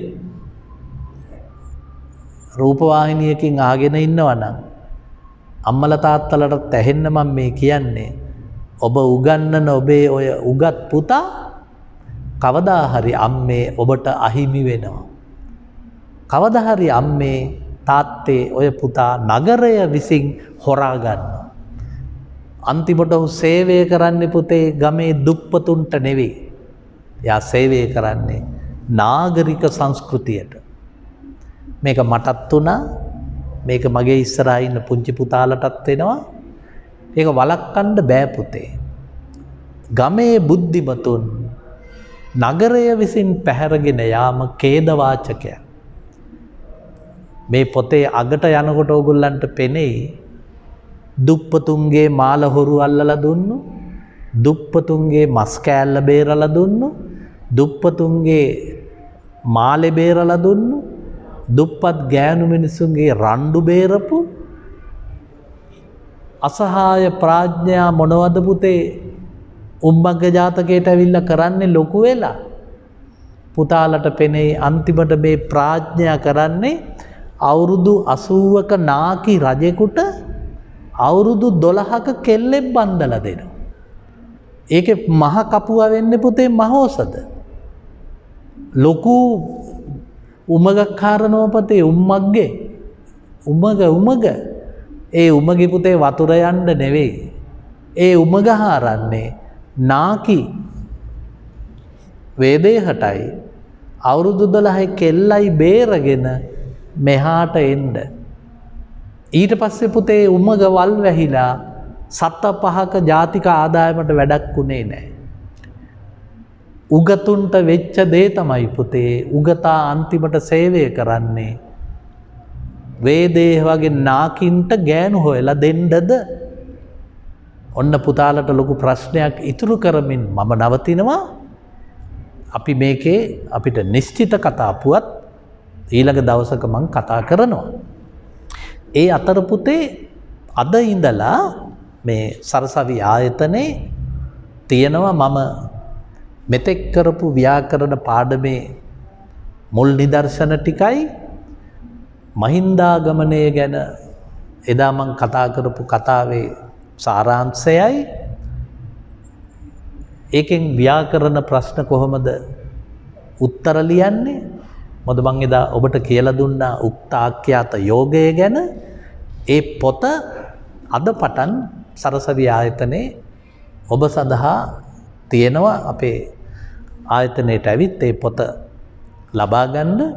එතකොට මගේ ඊළඟ දේශනය වන විට ඊට පෙරම ඒ පොත ඔබ වෙනුවෙන් සකස් කරලා මෙතන තියලා තියෙනවා. ආයතනයට කතා කරලා ඒ විස්තර අසා දැනගන්න. හොඳයි. එහෙමනම් අපි මේ ව්‍යාකරණ පාඩම කරන්නයි හදන්නේ. මගේ පළවෙනි ව්‍යාකරණ දේශනයේදී මම කියලා දුන්නා වාක්‍යයක් කොයි විදියටද හරියට ලියන්නේ. මං එතෙන්දි පැහැදිලි කළා ඔබ මගේ පළවෙනි දේශනේ ඇහුවේ නැත්තම් හොඳට හොයලා බලන්න, විශේෂයෙන් ගුරු භවතුන් සහ අපේ දෙමව්පියන් කවදාවත් අපි වාක්‍යවලට බහුවචන ආවේ නැත්තම් කිසිම කෙනෙක් ව්‍යාකරණ වරද්දන්නේ නැහැ. ව්‍යාකරණ වරද්දන්නේ ඒක වචන වාක්‍යවලදී නෙවෙයි. ඒ කියන්නේ ළමයා වැඩ කරයි, දරුවා පොත බලයි, ගායකයා ගීයක් ගයයි, අම්මා වැඩ කරයි, තාත්තා පොත බලයි. ඒවා ඒක වචන. මම පොත ලියමි. ඒවා වරදින්නේ නැහැ. වරදින්නේ පුතේ බහුවචන වාක්‍යවලදී විතරයි. ඒත් අපේ තියෙන වැරද්ද තමයි අපේ ව්‍යාකරණ පාඩම්වලදී පොත්වලදී අපි පුනපුනා උගන්වන්න හදන්නේ බහුවචන වාක්‍ය නෙවෙයි. බලහත්කාරයෙන් අපි ළමයා වැඩ කරයි, වැද්දා දුන්නක් කටවයි, ගොවියා කුඹුරු කොටයි, අන්න ඒ වගේ පාරම්පරික වාක්‍ය ටිකක් තමයි පුතේ පොත්වල තියෙන්නේ. දැන් මම ඉගෙන ගත්තේ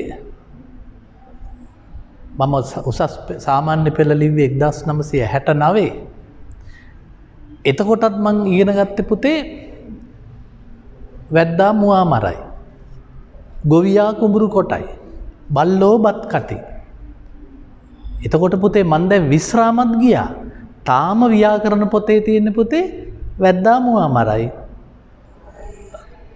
බල්ලෝ බත් කති, ගොවියා කුඹුර කොටයි, සද බබලයි, ඉරපායයි.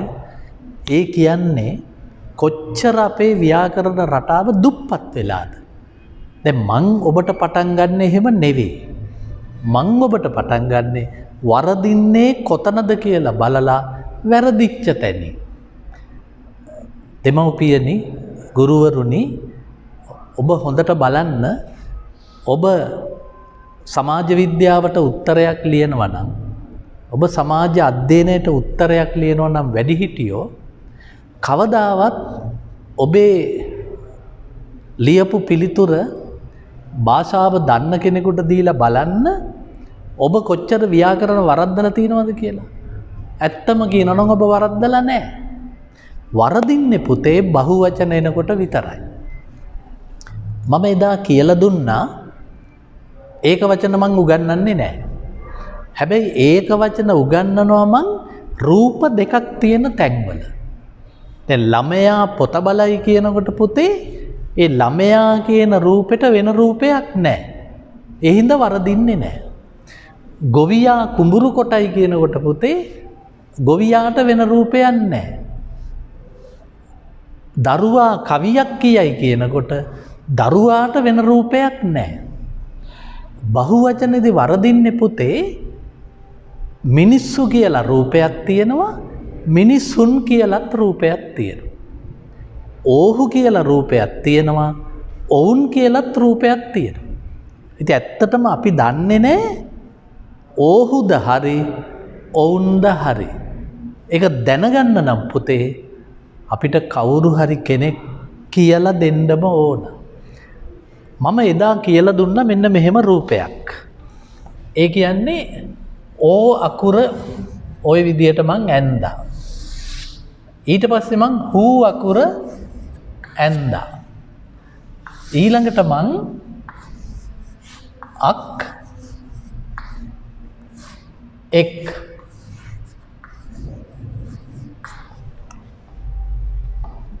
දැන් අද මම සරසවි ආයතනයේ තියලා තියෙනවා මේකේ පොත. ඔබ මේක ගෙදර ගිහිල්ලා කියවලා බලන්න.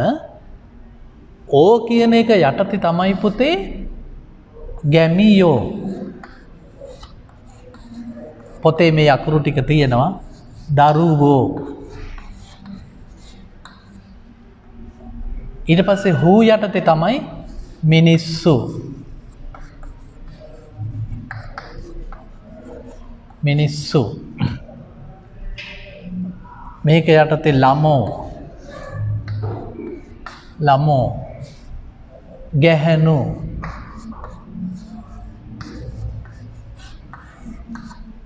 මේක යටතේ රූප දෙකක් තියෙනවා. අක් කියන එකට එනවා පුතේ දැරියක්. දැරියක්. එක් කියන එකට එනවා බල්ලෙක්.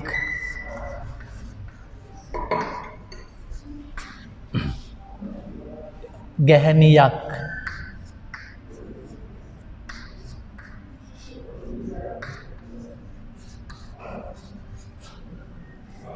එතකොට පුතේ මේ රූප පද්ධතිය මම ඔය දෙන පොතේ බෙදලා දීලා තියෙනවා. එතකොට අනිවාර්යයෙන්ම ඕන කෙනෙකුට ඕන වාක්‍යයක් ලියන්න ගත්තොත් බහුවචනේදී හොඳට මතක තියාගන්න මේ රූප දෙක තමයි වැඩියෙන් යෙදෙන්නේ. අර රූප දෙක ඒක වචන ගැමියෝ කියන රූපේ පුතේ වැරදි වචනේ ගැමියන්. දරුවෝ කියන එකේ වැරදි වචනේ දරුවන්. ළමෝ කියන එකේ වැරදි වචනේ ළමුන්. මිනිස්සු කියන එකේ වැරදි වචනේ මිනිසුන්. ගැහැණු කියන එකේ වැරදි වචනේ ගැහැණුන්. දැරියක් කියන එකේ වැරදි වචනේ දැරියක හෝ දැරියකු. බල්ලෙක් කියන එකේ වැරදි වචනේ බල්ලෙකු. ගැහැණියක කියන එකේ වැරදි වචනේ ගැහැණියකු. දැනගන්න තියෙන්නේ පුතේ කියලා දෙන්න යන්නේ විනාඩි 5යි. ඕනම වාක්‍යයක් ගන්න බහුවචන නම් ක්‍රියාපදෙන් අහන්න කවුද මේක කළේ? ඔන්න මම නිදර්ශන ටික කියනවා. ඕ අකුරේ නිදර්ශන. මගේ ලයිස්තුවක් හදලා දීලා ඇති ඔබට බලා ගන්න. ළමෝ අද උදෑසන පිට්ටනියට පැමිණියෝය. ක්‍රියාපදේ පැමිණියෝය. ඔබ අහන්න පැමිණියෝය කවුද පැමිණියේ? එතකොට උත්තරේ ඇඟිල්ල දික් වෙනවා පුතේ. කවුද පැමිණියෝය? ළමෝ. මෙන්න රූපේ ළමෝ. ඔබට කවුරු හරි කියලා දුන්නේ නැත්නම් එයා ලියන්නේ පුතේ ළමුන් අද උදේ පිට්ටනියට පැමිණියෝය කියලා. මේක ඇන උගන්වන්න ඕන පුතේ. ළමෝ කියන සද්දෙන්ම තමයි ඒකේ ක්‍රියාපදය එන්න ඕන. ළමෝ අද උදෑසන පිට්ටනියට පැමිණියෝය. ඊළඟට පුතේ ඒ ඕ සද්දෙන් දැරියෝ ඊයේ දේශනයට සහභාගී වූහ. ඌහ කියන එකෙන් අහනවා කවුද ඌහ? උත්තරේ දැරියෝ. ඔන්න පුතාට කවුරු හරි ඉගැන්වුවේ නැත්තම් දූට දූ ලියනවා දැරියන් සහභාගී නොවූහ. සහභාගී නොවූහ නම් පුතේ දැරියෝ වෙන්නම ඕන. ඊළඟට ඒ විදිහේ රූප හදාගන්න. වාක්‍ය ගොඩාක් ඔය බස් එකේ යනකොට හදා යන්න. ගැමියෝ ඡන්දය දීමට ගියෝය. ඒක තමයි හරි. දරුවෝ උදෑසන පන්සිල් ගනිති. කවුද ගනිති? දරුවෝ. නෑයෝ පෙරහැරට මහනුවරට එති. කවුද එති? නෑයෝ. වැසියෝ තම දුක හැමෝටම කියති. කවුද කියති? වැසියෝ. පොත්වල ලියන්නේ නැතුව පුතේ ඔය යන එන ගමන් වාක්‍ය හිත හිත යන්න. දැන් පුතාලා කතා කරන්නේ හිත හිතනේ වාක්‍ය. මං ගෙදර යනවා. මං ගෙදර ආවා. දැන් ඕගොල්ලෝ කවදාවත් මං ගෙදර ආවා කියනවා මිසක් ගෙදර ආවා මම කියන්නේ නැහනේ. ඔයා දන්නවා කතා කරනකොට මං ගෙදර ආවා. ඒක තමයි ලතාව. අන්න ඒ ලතාවම ලියන කොටත් ලියන්න ඕන. කාර් එකේ යන ගමන් ගෙදර වාඩි වෙලා ඉන්න ගමන් ඕ සද්දෙන් වාක්‍ය ටිකක් හදන්න. ළමෝ පාඩම් කරති. මෑනියෝ බත් උයති. පියානෝ පොතක් බලති. ඒක මාරු කළත් ලියන්න. මෑනියෝ පොතක් බලති. පියානෝ බත් උයති. මම ඒක මාරු කළේ පුතේ. මොකද අපි ඉන්නේ 2020 හැමදාම ගෑනු උයන්නම ඕන නෑ. එහෙනම් මෑනියෝ පොතක් බලති. මෑනියෝ පත්තරය බලති. මෑනියෝ කවියක් ලියති. මෑනියෝ නවකතාව බලති. පියානෝ රැකියාවට යති. පියානෝ දරුවා බලා ගනිති. ඒක පුතේ කටපාඩම් කරගන්න යනකොට එනකොට නිදනකොට පවා. මට පුතාලට ඕන වෙන්නේ මේ පාඩම් අවසාන වෙනකොට ඔබ නිවැරදිව කතා කරන විදියටම නිවැරදිව ලියන්න. මම දැන් ඔබට කිව්වනේ අපි කතා කරනකොට කියනවා මං පන්තියට එනකොට අම්මේ ළමෙක් හිටියනේ පාරේ. දැන් ඕක කවදාවත් ඔබ කියනවද? හිටියා මං එනකොට පාරේ ළමයෙක්. එහෙම කියන්නේ නැහැ. ඔබට කවුද ඉගෙනුවේ යෝග හරියට කියන්නේ? ඒකම පුරුදු කරගන්න මේකට. මෙන්න මේක දිහා බලමු පොඩ්ඩක්. මේ හූ ප්‍රත්‍ය මම පළවෙනි දේශනයේදීම කිව්වා වරදින්නේ බහුවචන විතරයි. එතකොට මිනිස්සු ඡන්දය දැමීමට ඡන්ද පොළට ගියෝය. කවුද ගියෝය? මිනිස්සු. ගැහැණු පොත් කියවීම සඳහා පුස්තකාලයට යති. කවුද යති? ගැහැණු. කවුද පොත් කියවති? මිනිස්සු. පුතේ ඔබට කවදාවත් මිනිසුන් පොත් කියවති කියලා ලියන්න තහනම්. මිනිස්සු පොත් කියවති කියලා ලියන්න තහනම්. මිනිස්සුන් කියලා ලියන්න තහනම්. මිනිස්සු පොත් කියවති හරි. ඊළඟට පුතේ මේකෙන් තව වාක්‍ය රටා ටිකක් යන එන ගමන් හිතන්න. අපි හිතමු වලස්සු කැලෑවල ජීවත් වෙති. කවුද ජීවත් වෙති? වලස්සු. ඔබට ඉගැන්වුවේ නැත්තම් ඔබ ලියන්නේ වලසුන් ජීවත් වෙති. ඊළඟට මිනිස්සු පොත් කියවති. ගැහැණු නවකතාවක් කියවති. ඊළඟට පුතේ තුන්වෙනි කොටස. දැරියක් පාඩම් කරයි. බල්ලෙක් උඩුබුරලයි. ගැහැණියක් පත්තරයක් කියවයි. කවදාවත් පුතේ දැරියකු පොතක් කියවයි කියලා ලියන්න තහනම්.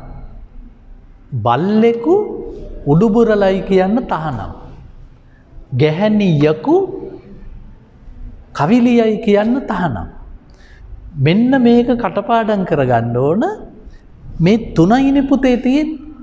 එකක් ඕ, එකක් හූ, එකක් අක් එක්. මේ තුන කටපාඩම් කරගත්තොත්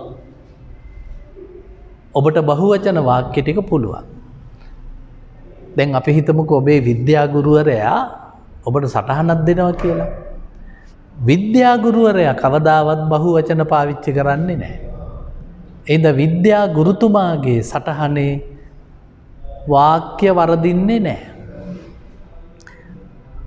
ඔබේ කෘෂිකර්ම ගුරුවරයාගේ සටහනක් කරන් බලන්න ව්‍යාකරණ වරදින්නේ නැහැ. මොකද ඒකේ බහුවචන නැහැ. වරදින්නෙම පුතේ බහුවචනයේ පමණක් බව මතක තියාගන්න. ඒකේ මම මේ රූප තුනයි ඇඳලා තියෙන්නේ. ඒනට මේ රූප තුනේ මුළු භාෂාවම තියෙනවා. ඒක වචන ඉගෙන ගන්න එපා. මං කලින් කිව්වා වගේ ඒක වචනේ අපි හරියටම කියනවා. මේකට හොඳම උදාහරණය තමයි කතා කරන භාෂාවයි ඒකේ තියෙන පුරුද්දම ලියන භාෂාවට ගන්න.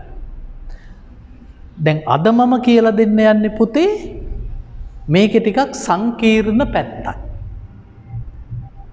සමහර වෙලාවට පුතේ විභාගෙදිත් අහනවා අපිට මේ ද්විත්ව උක්තය කියලා පාඩමක් තියෙනවා. ද්විත්ව උක්තය. එතකොට මේ ද්විත්ව උක්තය කියලා කියන්නේ උක්ත දෙකක් කියන එක. ද්විත්ව උක්ත. ඒකත් පුතේ මේ කලින් පාඩම වගේම බොහොම ලේසි පාඩමක්. ද්විත්ව උක්ත කියන්නේ දැන් මේකේ අපි ගත්තේ බල්ලෙක් උඩුබුරලයි කියලානේ. ගැහැණු පොත් කියවති කියලානේ. මිනිස්සු කවිලියති කියලානේ. හැබැයි උක්ත දෙකක් ආවොත් මොකද කරන්නේ? ඔන්න මම දැන් උක්ත දෙකක් තියෙන වාක්‍ය ටිකක් කියනවා. දෙමාපියෝ ඔන්න ඕ සද්දේ ආවා. දෙමාපියෝ උත්සාහවන්තයෝ වෙති. උක්ත රූප දෙකයි. දෙමාපියෝ උත්සාහවන්තයෝ වෙති. ඒ කියන්නේ පුතේ එකම වාක්‍යයේ ඕ සද්ද දෙකයි. දෙමාපියෝ උත්සාහවන්තයෝ වෙති. පුතාට කවුරු හරි ගුරුවරයෙක් හරියට ඉගැන්වුවේ නැත්නම් පුතා ඕක ලියන්නේ දෙමාපියෝ උත්සාහවන්තයන් වෙති. ඒක වැරදි. අනිවාර්යෙන්ම පුරුදු වෙන්න දෙකම එකයි. දෙමාපියෝ උත්සාහවන්තයෝ වෙති. අපි තව රූපයක් ගමු. ළමෝ දැනුම සොයන්නෝ වෙති. කවුද වෙති? අර දෙන්නම. ළමෝ දැනුම සොයන්නෝ වෙති. කවදාවත් පුතේ ළමෝ දැනුම සොයන්නන් වෙති කියලා ලියන්න තහනම්. මොකද එතන කට්ටි දෙකක් නෑ පුතේ. ළමෝම තමයි දැනුම සොයන්නෝ. අපි තව රූපයක් ගමු. ගුරුවරු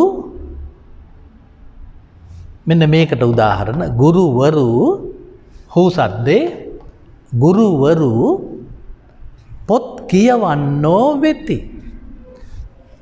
ඒකේ ද්විත්ව උක්තර මේ දෙකම තියෙනවා පුතේ. ගුරුවරු ඔන්න හූ සද්දේ පොත් කියවන්නෝ මෙන්න හූ ඕ සද්දේ වෙති. ගුරුවරු පොත් කියවන්නෝ වෙති. එතකොට පුතේ උක්ත දෙකයි. දැන් මගේ මේ කතාව අහගෙන ඉන්න ගුරු බවතුන්ටත් මේක මං කියනවා. ඔය මං හදපු වාක්‍ය තියෙනවනේ. ගුරුවරු පොත් කියවන්නෝ වෙති. පුතේ අපේ රටේ රැපියල් තෙන්නකෝන් කියලා කියන්නේ ලංකාවේ හිටපු අතිදක්ෂ ගුරුවරයෙක්. අද මමත් පුතේ සිංහල ව්‍යාකරණ ඉගෙන ගන්න රැපියල් තෙන්නකෝන්ගේ පොත කියවනවා. හැබැයි රැපියල් තෙන්නකෝන් කියන්නේ ලංකාවේ ඉස්කෝලේක හිටපු ගුරුවරයෙක්. එතකොට මං මගේ විශ්වවිද්‍යාල ආචාර්යවරයෙක් එදා සාමාන්‍ය පෙළට උගන්වපු රැපියල් තෙන්නකෝන්ගේ පොත කියවනවා. ඒ කියන්නේ පාසල් ගුරුවරයෙක්යා. මම මේ ටික කියන්නේ ගුරුවරුන්ටයි දෙමාපියන්ටයි. මෙතන ගුරුවරයෙක් ගුරුවරියක් ඉන්නවා නම් ඔබට මං අභියෝග කරනවා ඔබ පොතක් ලිවිය යුතුයි. ගුරුවරයෙක් නම් පොතක් ලිවිය යුතුයි. පුතාලා අහලා ඇති නේද? LSE අමරරත්න කියන ගුරුතුමා. LSE අමරරත්න කියන්නේ කුමාරෝදය පොත ලියපු එක්කෙනා. පුතේ එයත් ගුරුවරයෙක්නේ. ඒ කියන්නේ අද කොච්චර අභාග්‍ය සම්පන්නද කිව්වොත් ගුරුවරු පොත් ලියන්නේ නැහැ. ගුරුවරයා පොත් ලිවිය යුතුයි. දැන් පුතේ පොත් ලියන්නේ ගුරුවරු නෙමෙයි. ටියුෂන් ගුරුවරු පොත් ලියනවා. හැබැයි ඒක ශාස්ත්‍රීය පොත් නෙවෙයිනේ පුතා. ඒක ඇවිල්ලා ඒ දවසට සෑහෙන කරුණු ටිකක් තියෙන පොතක්. මං කියන්නේ එහෙම පොත් නෙවෙයි ලියන්න ඕන. ඊළඟට පුතේ මං ඔය හදපු වාක්‍යෙන් ගුරුවරුන්ට මං තව දෙයක් කියනවා දෙමාපියන්ටයි. මොනිදාස කුමාරතුංග කියන්නේ පුතේ ගුරුවරයෙක්. මොනිදාස කුමාරතුංග මහත්තයා ඉස්සෙල්ලම උගන්වලා තියෙන්නේ පුතේ මේ කඩුගන්නාව ප්‍රාථමික විද්‍යාලය. එතකොට කුමාරතුංග මහත්තයා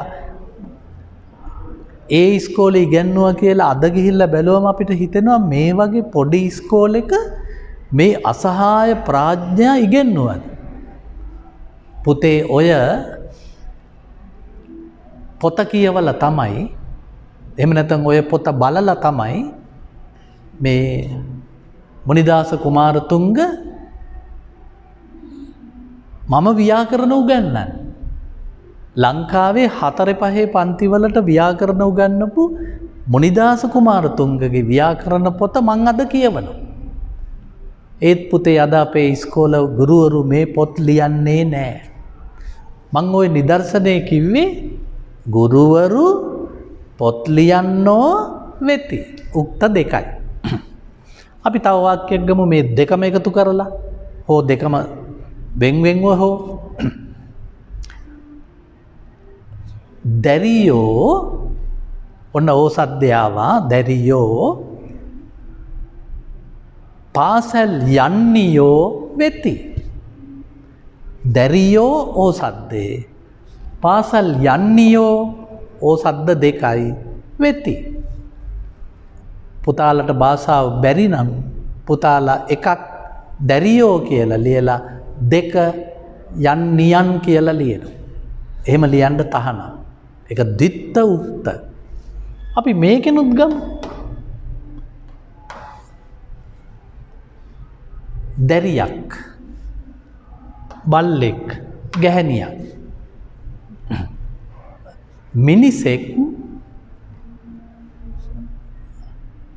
මිනිසෙක් ගැහණියක් පාරේ යති.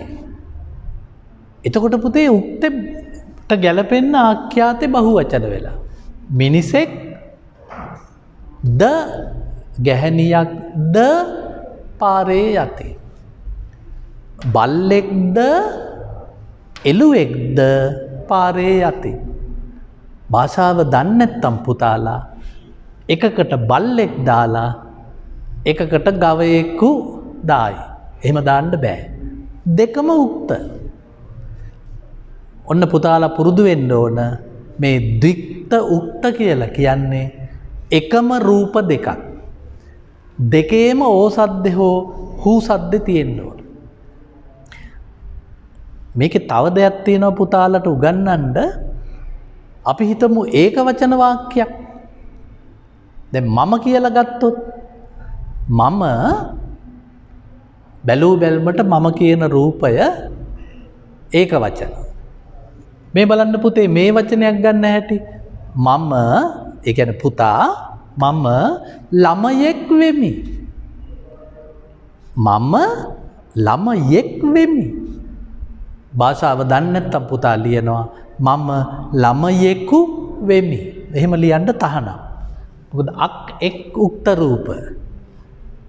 දැන් පුතාලට මම තව ටිකක් එහාට ගියාම ඔයගොල්ලන්ට කියලා දෙනවා මේ මං උගන්වන්නේ මොකක්ද කියලා. ඒ වචනේ මං දැම්ම කියන්න බයයි. ඒ තමයි ප්‍රථමා විභක්ති. ඔය ප්‍රථමා විභක්තිය කිව්ව ගමන් ළමයි වෙවුලනවා.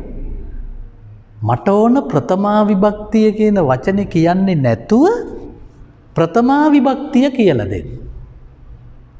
කර්ම විභක්තිය මං කියලා දෙන්නේ පස්සේ. හැබැයි මං ඕගොල්ලන්ට කර්ම විභක්තිය ඇඟට පතට නොදැනෙන්න කියලා දෙනවා. පුතේ ඔය අනිත් විභක්ති නම් අපිට ඕන වෙන්නේත් නැහැ. ඔය සම්ප්‍රදාන විභක්තිය, සම්බද්ධ විභක්තිය ඕවා ඕන නැහැ අපිට ජීවිතේට. ඕන වෙන්නේ ප්‍රථම විභක්තියයි කර්ම විභක්තියයි විතරයි. හැබැයි ඒක උගන්වන්නේ මම මේ පාඩම් ඔක්කොම ඉවරුණාට පස්සේ.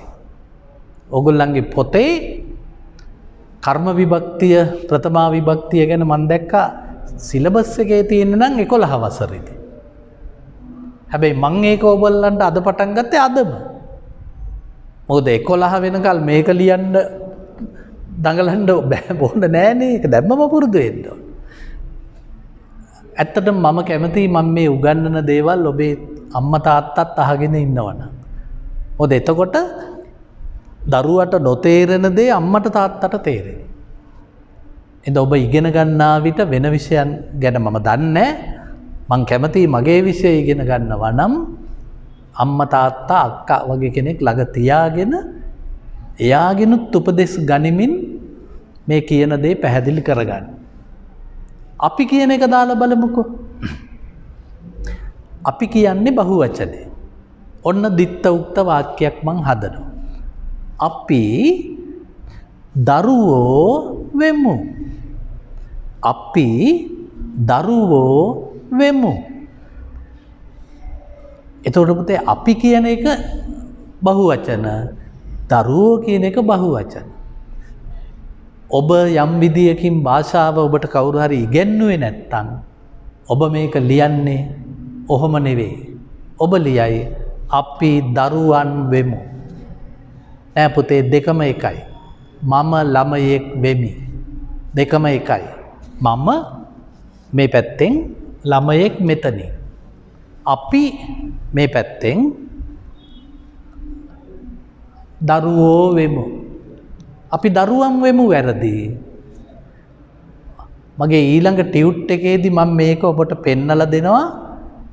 පළවෙනි ටියුට් එකේ මේ නීතිය මම දාලා නැහැ දැනට. මොකද අද දේශනේ කරලා ඉවර වෙලයි මම මේ පොත හදාගන්න හිතුවේ. දිත්ත උක්ත කියන්නේ පුතේ ඕ සද්දෙන් දෙකකුයි නැත්තම් ඕ එකෙන් එකකුයි හූ එකෙන් එකකුයි තියෙන වාක්‍ය. මම ළමයෙක් වෙමි කියනකොට මම ඒක වචන ළමයෙක් ඒක වචන දෙකම උක්තයි. ඕහු මෙන්න ගන්නවා ඕහු මෙතනින් ඕහු ගුරුවරු වෙති. ඕහුත් බහුවචන ගුරුවරු කියන එකත් බහුවචන.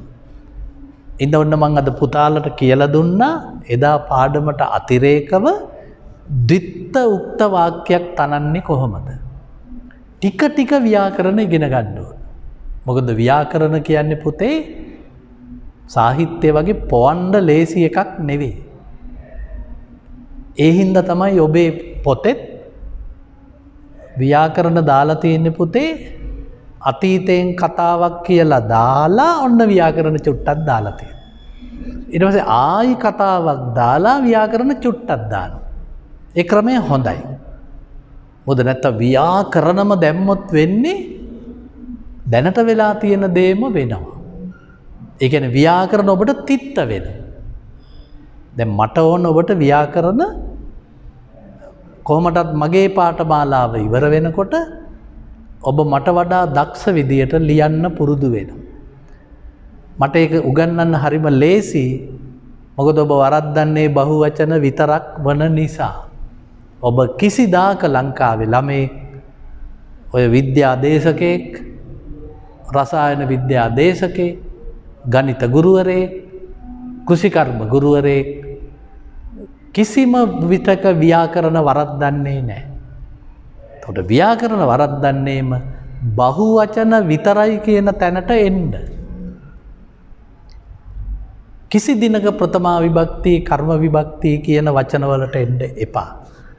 ඒකට එනවා කියන්නේම පුතේ ලෙඩක් හැදෙනවා. මොකද අපිට උගන්වලම තියෙන දෙයක් තමයි ව්‍යාකරණ මහ තිත්ත જાතියක් කියලා. දැන් මම ඔබට කරන්න හදන්නේ ව්‍යාකරණ අස්සේ තියෙන සාහිත්‍ය උගන්වන්න. ඒක බොහොම මිහිරි රසවත් දෙයක්. කොළවල වාක්‍ය හදන්නේ නෑ පුතේ. ඊට පස්සේ ඔය යන ගමන් හදන්න. ඔන්න ඔයගොල්ලෝ පාරට බැස්සා කියමුකෝ මේ සරසවියකින් පෙරාදෙනි පාරට බැස්ස ගමන් ඔයාට පේනවා මිනිස්සු ගොඩක් යනවා. ඔයා වාක්‍යයක් හදන්න මිනිස්සු පාරේ යති. එතකොට ඒක ජීවිතයට සම්බන්ධයි. ඊළඟට ඔබට පේනවා මේ මම ළමෙක් යනවා. ඔයා ඒකට වාක්‍යයක් ඔයා හදනවා මම ළමෙක් වෙමි. ඔයා පන්තියේ ඉවරලා ළමයි 1000ක් විතර බහිනවා. ඔයා වාක්‍යයක් හදන්න අපි ළමෝ වෙමු. ඔබ මේ පහලට බහිද්දී ඔබට හම්බ වෙයි මිනිස්සු දුප්පත්. ඒගොල්ලෝ වැඩ කරනවා පෙනේ. ඔබ හදන්න වාක්‍යයක් මිනිස්සු ධෛර්යවන්තයෝ වෙති. මිනිස්සු මේ ඌ සද්දේ ධෛර්යවන්තයෝ ඕ සද්දේ. හැබැයි හැම වාක්‍යකම පුතේ තේරුමක් හදාගන්න. අර වැද්දා මුවන් මරයි කියන ඒවා ලියන්න එපා. ඒක වැද්දටත් අගෞරවයක්, මුවාටත් අගෞරවයක්. ඊළඟට පුතේ බල්ලෝබත් කති කියලා ලියන්න එපා. ඒ පවුනේ බල්ලට. ගොවියා කුඹුරු කොට ඒවා පුතේ මාරු කරන්න. ගොවියා බත් කති, බල්ලෝ කුඹුරු කොටති. මාරු කරලා ලියන්න. අවුරුදු 100ක් එකම වාක්‍ය ලියන්න එපා. මට තිත්ත උඩේ පුතේ ඉගෙන ගන්න කාලේ ගුරුවරයා හැමදාම ගුරුවරු සිංහල වලට මාරු වෙනවා. අර ගුරුවරයා කිව්වෙත් වැද්දා මුවන් මරයි කියලා. ඊළඟට ආපු ගුරුවරයා කිව්වේ බල්ලෝබත් කති. ඉතින් අපි දවසක් හරස් ප්‍රශ්න ඇහුවා. ටීචර් එතකොට බල්ලෝ විතරද බත් කන්නේ? එතකොට ගොවියා කුඹුරු කොටයි. ඒ කියන්නේ පුතේ අපේ භාෂාවෙම තියෙනවා පහත් වැඩක්. අම්මා බත්තුයයි. තාත්තා පත්තරය බලයි. ඒක වැරදිනේ පුතේ. සමහර ගෙවල් වල පුතේ තාත්තා බත්තුයයි. අම්මා පත්තරය බලයි. මේව මාරු කරන්න. මාරු කර කර hina වෙවි ඉගෙන ගන්න. එතකොට හාමුදුරුවෝ දානය වළඳති. මදුරුවෝ අපට විදිති. ඒක ළඟ යවන්න හාමුදුරුවෝ ඉස්සරහින් දැම්ම මදුරුවෝ ඊළඟට දැම්ම. දෙකම ගෞරවාර්ථද? නෑ හාමුදුරුවෝ විතරයි පුතේ ගෞරවාර්ථ. මදුරුවෝ කියන්නේ ඒකගේ නම. ඔන්නෝම අපි භාෂාවේ පෙරලියක් කරමු. ව්‍යාකරණ කන පිට හරෝ. වැද්දා පොත බලයි. මොකද පුතේ වැද්දා පොත බලයි කියන්නේ දැනටමත් ඔය වැඩි රැහෙන් ඉපදිච්ච විශ්වවිද්‍යාල උපාධිධාරියෙක් ඉන්නවා. එයා පොත් ලියනවනේ. දැන් එයාට ඇහුනොත් වැද්දා මුවන් මරයි කියලා. එයා අපෙන් ඇහුවොත් යකෝ මම පොතක් ලිව්වා. මම මුවා මැරුවේ නෑ කියයි. එහෙනම් පුතේ වැද්දා මුවන් මරයි කියන එක වැරදි. වැද්දා පොතක් ලියයි. ඔන්න ඔහම අපි පුතේ භාෂාවේ විප්ලවයක් කරමු. එතකොට ඔබ ව්‍යාකරණ තිත්ත කරගන්න නැතුව ඔයාගේ අස්සෙන් උපදීපුතේ දවසක මුනිදාස කුමාරතුංග කෙනෙක්. ඔයාලගේ අස්සෙන් උපදීපුතේ රැපියල් තෙන්නකෝන් කෙනෙක්. දැන් මම ඉගෙන ගත්තේ 8 වසරට 5 වසරට ව්‍යාකරණ උගන්වපු කෙනෙක්ගෙන්. හැබැයි පුතේ අද ලංකාවේ එහෙම විශිෂ්ට ගුරුවරු ඉස්කෝලේට අහිමි වෙලා තියෙනවා. වරද තමයි ඒගොල්ලෝ විභාග ක්‍රමයට හිර වෙලා. මේ ටියුෂන් සංස්කෘතියේ අපි විප්ලවයක් කරන්න වෙනවා. සිලබස් වල තියෙන දේ සිලබස් එක අනුව නොකර අපි කරමු වෙන තාලයකට. මම උම්මග්ග ජාතකයේ උගන්වනකොට ඔබ කුලප්පු වෙලා අනිත් ජාතකත් හොයයි. ඒකයි දැනුම සොයනවා කියලා කියන්නේ. ඒක බොහොම හොඳ වැඩක්. මොකද මං ආවේ සරසවි ආයතනයේට. අපි මේ සරසවියක් කරගෙන මේ සරසවියෙන් අලුත් උගතුන්ගේ પરම්පරාවක් විභාග අරමුණු කර නොගත් પરම්පරාවක් නිර්මාණය කරමු. ඒකටයි මම මේ සරසවි ආයතනයට ආවේ. ඇවිල්ලා අපි බලමු මේ විප්ලවය අපට කළ හැකිද. ඔන්න මගේ නම් හිතේ තියෙන්නේ පුතේ එය කළ හැකි බව. හැබැයි මගේ වැඩේට සහාය වෙන්න ඕන මට කන් දෙන ගුරුවරුත්, මට කන් දෙන දෙමව්පියොත්, මට කන් දෙන වැඩිහිටියොත් වන ඔබ.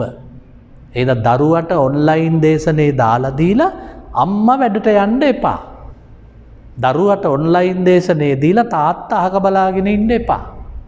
ඔබේ තාත්තට පුරුදු කරන්න තාත්තේ ඔයත් එන්නකෝ මේ දේශනේ අහන්න. ඉතින් එකවර ඔන්ලයින් වල වැදගත්කම තමයි එකවර මුළු පවුලටම ටියුෂන් එකක් ලැබෙනවා. ඒක කවදාවත් අපිට පන්ති කාමරේදී කරන්න බැරි වුණා. මොකද පන්ති කාමරේට අම්මට එන්න බෑ. තාත්තට එන්න ඉඩක් නැහැ. හැබැයි ඔන්ලයින් වලදී ඔබ අඳුර ගන්නවා ඔබ ඉගෙන ගන්න ගුරුවරයා කොයි වගේ කෙනෙක්ද ඔබේ දරුවට උගන්වන්නේ. එහෙනම් අපි ඔන්ලයින් වලට බැන ඉන්නේ නැතුව ඔන්ලයින් වලින් වැඩ කරමු. එහෙනම් අපි ඊළඟ දවසේ හම්බ වෙමු ආයි සාහිත්‍ය පාඩමකින් සහ ව්‍යාකරණ පාඩමකින්.